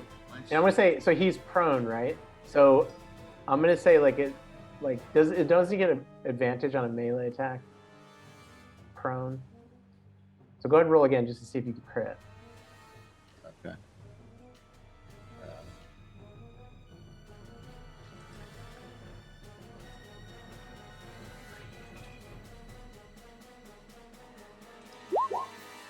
Yeah, okay. All right. No worries. So it definitely, like, the spiritual weapon kind of stabs into him. The badger kind of hisses at him. Right. Yeah. That And was then your I'm bonus gonna action. step up on top of this dead body here. Nice. So I'm right there. I'm just kind of Okay. standing on it to get a better view, and I'm gonna shoot my compound bow at the one love our it. captain's I love fighting. it. I love it. So compound bow. And we'll assume that you have Hunter's Mark on him. Yep. So go ahead, damage, and then a d6. There we go. So Okay.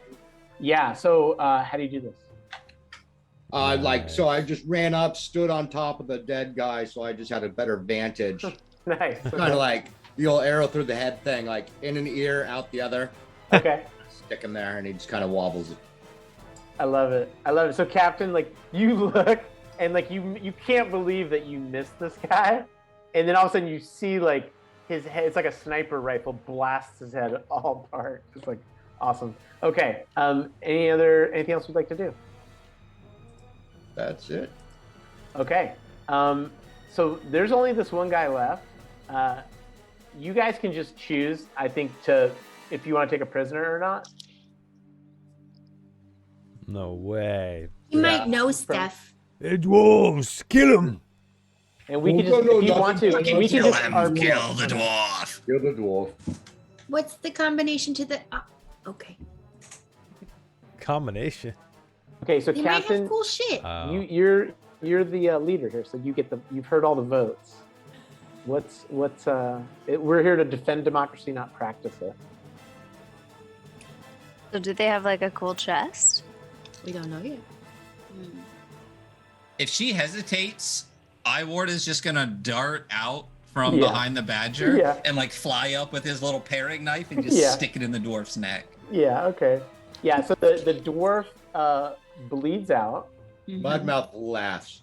Oh, And your I go hip for is another better, I tongue. see. He ain't Yeah, so it's bad. fine. Always helpful. Yeah. And I chop out the second tongue and hold it up. Okay. And if it's okay with you guys, because it's getting late, it's 10. Do you guys have do we have till 10:30 to stick landing here? Yeah. Is everybody okay? Okay, cool. I don't want to like, so because this, now we're out of initiative. We'll close this out. And you've seen a couple things. You know, like looking at the horizon, right? And like it kind of looks like, even though it's like blood everywhere and there's some super happy Mehuru maybe to get on the way back, you know now like where the sun's at, that you need to get to the Great Moss Hall before like the sunset, right?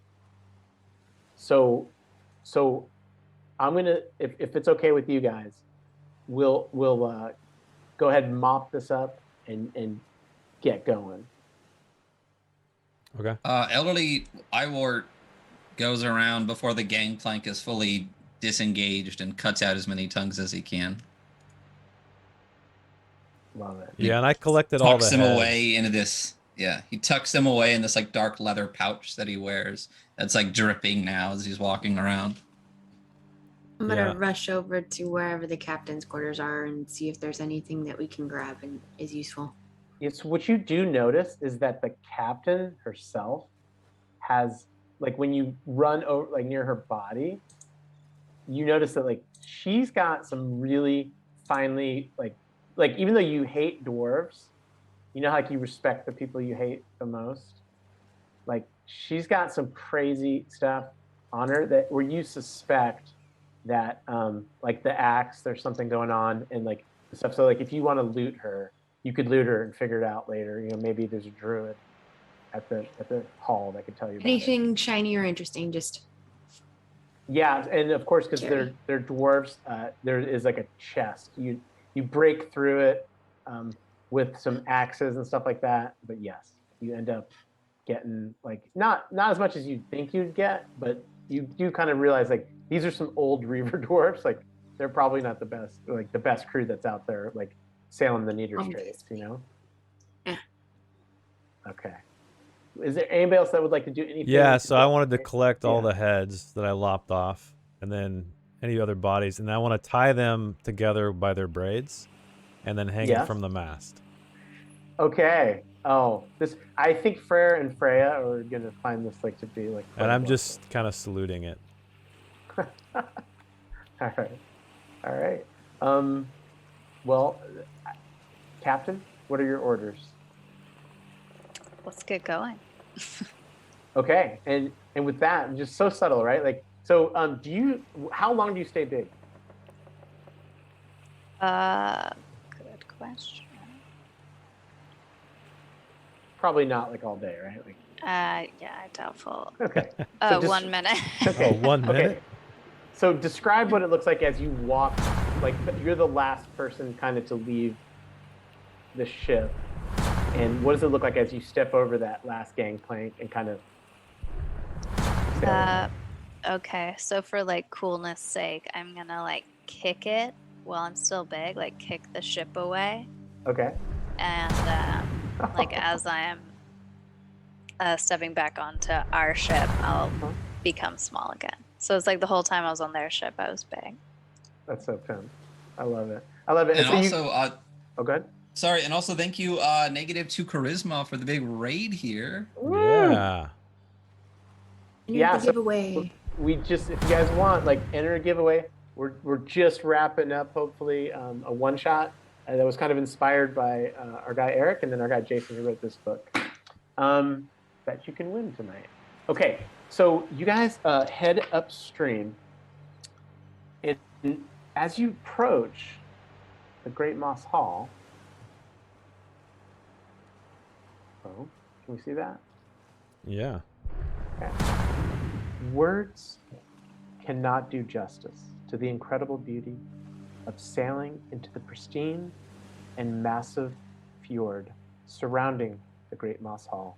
Even the vision of these dwarvish heads tied by their beards can't sully this like spectacular scenery. As you near the end of your voyage, the mountains seem to grow larger and the dark green Northlandic spruces more plentiful as they reach down to the icy blue river water while the sun reflects off bits of snow at the top of surrounding peaks. on this pristine midsummer afternoon. The sun is just about to set, and you tie your boat off and you start walking towards the Great Moss Hall. From the river, the approach to the Great Moss Hall resembles an enormous boulder along the shore of this great fjord. It's covered with mosses, ferns, a few scattered pines. As you get closer, it is clearly a long hall in overall shape, and the elderly trollkin opens and enters one of its great pine doors, bound with green copper and embellished with the runes of remarkable power.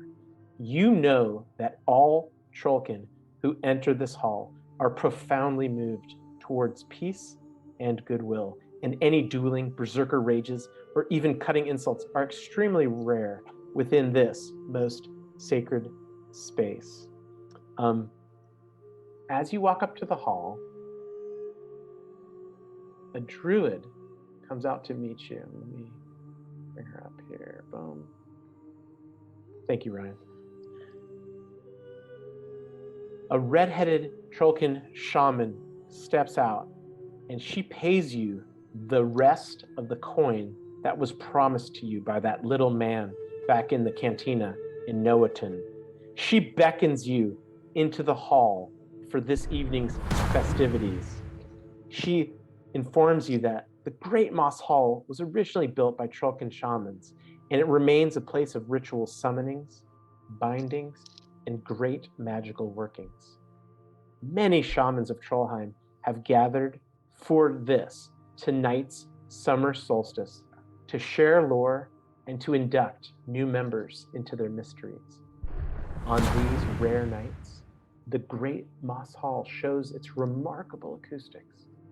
The trollkin chants, songs, and invocations spoken within the stone walls echo, and they re-echo, and they gather strength, and they make permanent enchantments that might otherwise fade with the dawn.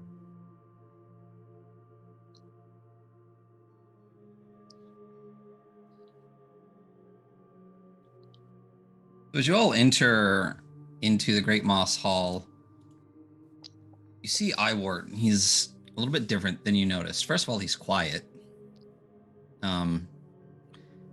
And he seems weary, but he seems to have a little bit of pep in his step. His hip's definitely not bothering him anymore. And he approaches this long table at the end of one of the halls and pulls a large brass bowl towards himself. And it looks like this is something you'd put offerings in. And as part of the Great Moss Hall and as part of the summer solstice, you know that, or the shaman explains to you that this is where people can kind of communicate with lost loved ones. So he pulls out some coins, everything that he has on him. He pulls out his paring knife, and he pulls out this dark leather pouch that's been kind of dripping blood the whole way here. And he places all of the tongues into this kind of bowl, this platter in front of him. And then you see this change in the hall. You see it kind of grow dim. And at the end of this long hall, you see this mist kind of rise up. And you see these figures appearing in the mist. And the other trollkin in the hall start kind of calling out to them, apparently recognizing them. And then through that mist, you see this one towering figure that approaches. What? And the old man kind of slumps down into this chair, like just losing his strength to stand. And he says, "My boy. Oh, tongue taker, my boy." And he turns back towards you, and he's got this like single tear coming from his eye.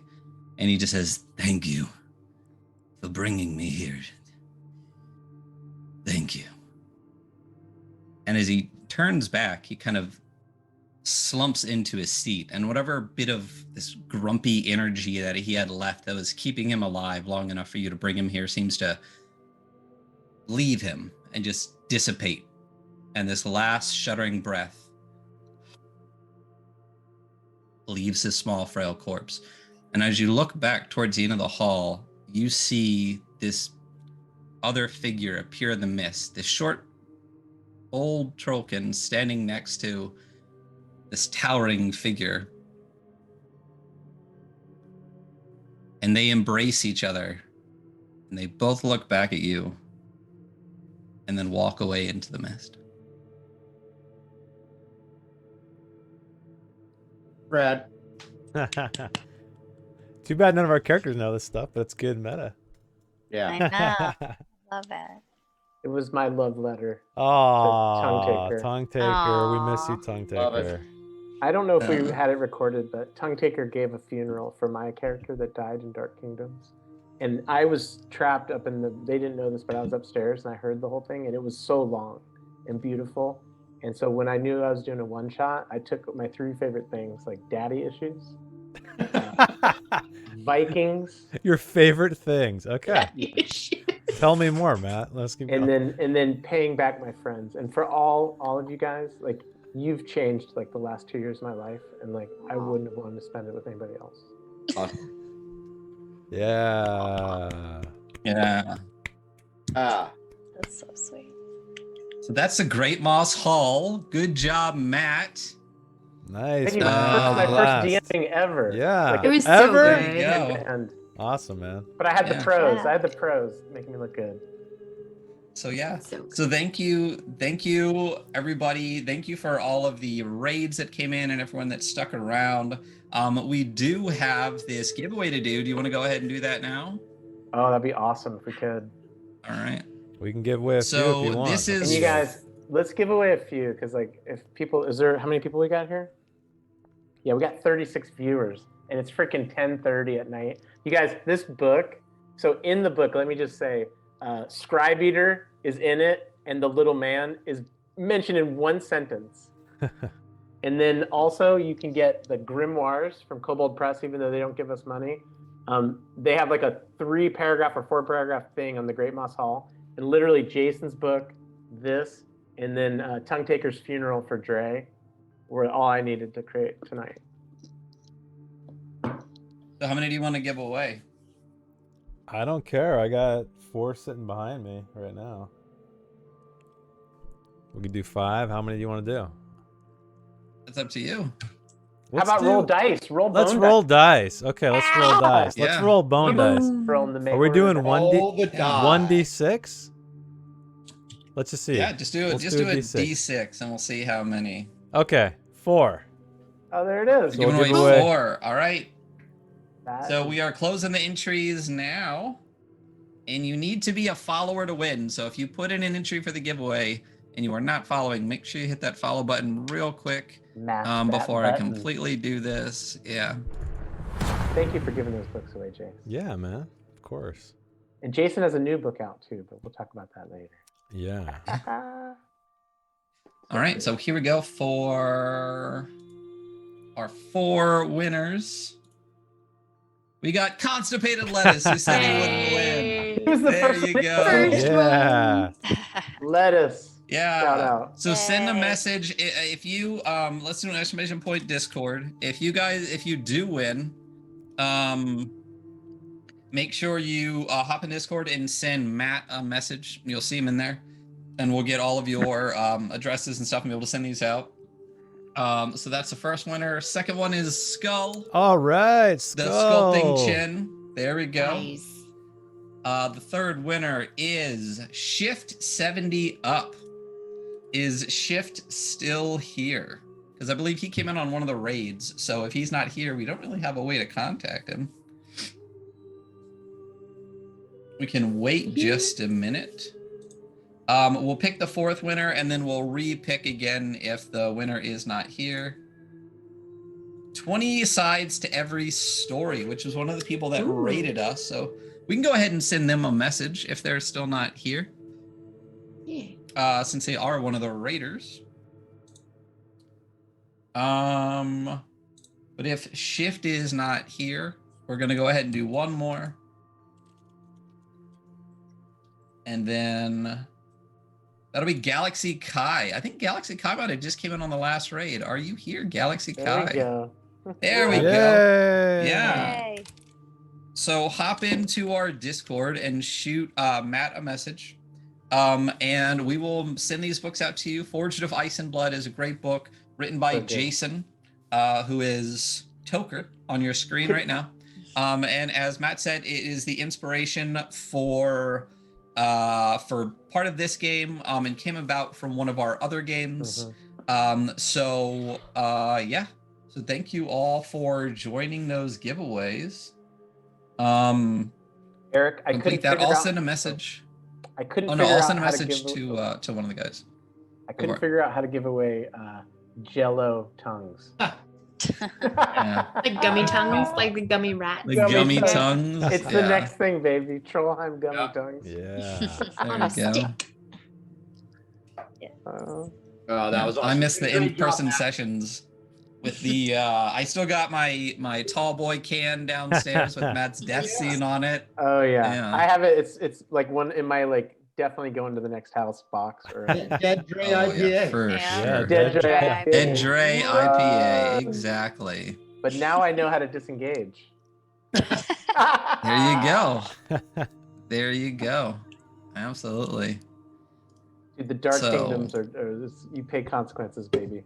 You're learning. You're learning. Yeah. Oh, looks like she's not anymore. So yeah, that is the Great Moss Hall. Good job, Matt. Yeah. The Adventure Archive is going to be a little quieter over the next 2 weeks, as obviously Christmas is coming up, New Year's is coming up. We do not have a session this week on Thursday because Victory Basic is over. Jason, do you want to say what's coming up next on Thursdays? Yeah. So, planning for January 6th on the Thursday, bringing Merkborg back with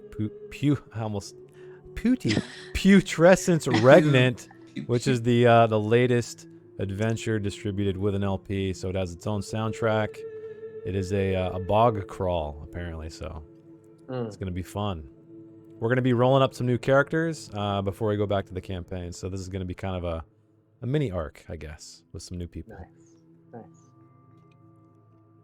And this is sunset in Norway. Ooh. We're not doing the weekly scroll this week. We'll probably do Dark Kingdoms next Wednesday. Mycelia Madness also went in this week. We'll see. I know Matt's not going to be here. If we're going to miss one more person next week, we'll probably just cancel for next week and pick everything back up again in January. So if we don't see you next week, I don't think we're going to do a weekly scroll next week either. So we'll pick up probably the first week of January with a Dark Kingdoms, first session of Putrescence Regnant, and a weekly scroll. But thank you for being here. Thank you for sticking around. We're getting closer and closer to 500. We far surpassed 450 followers tonight. Yeah. So thank you for that. Thank you for all the raids. We are going to kick to an in credits to thank everybody who has followed us and everything today.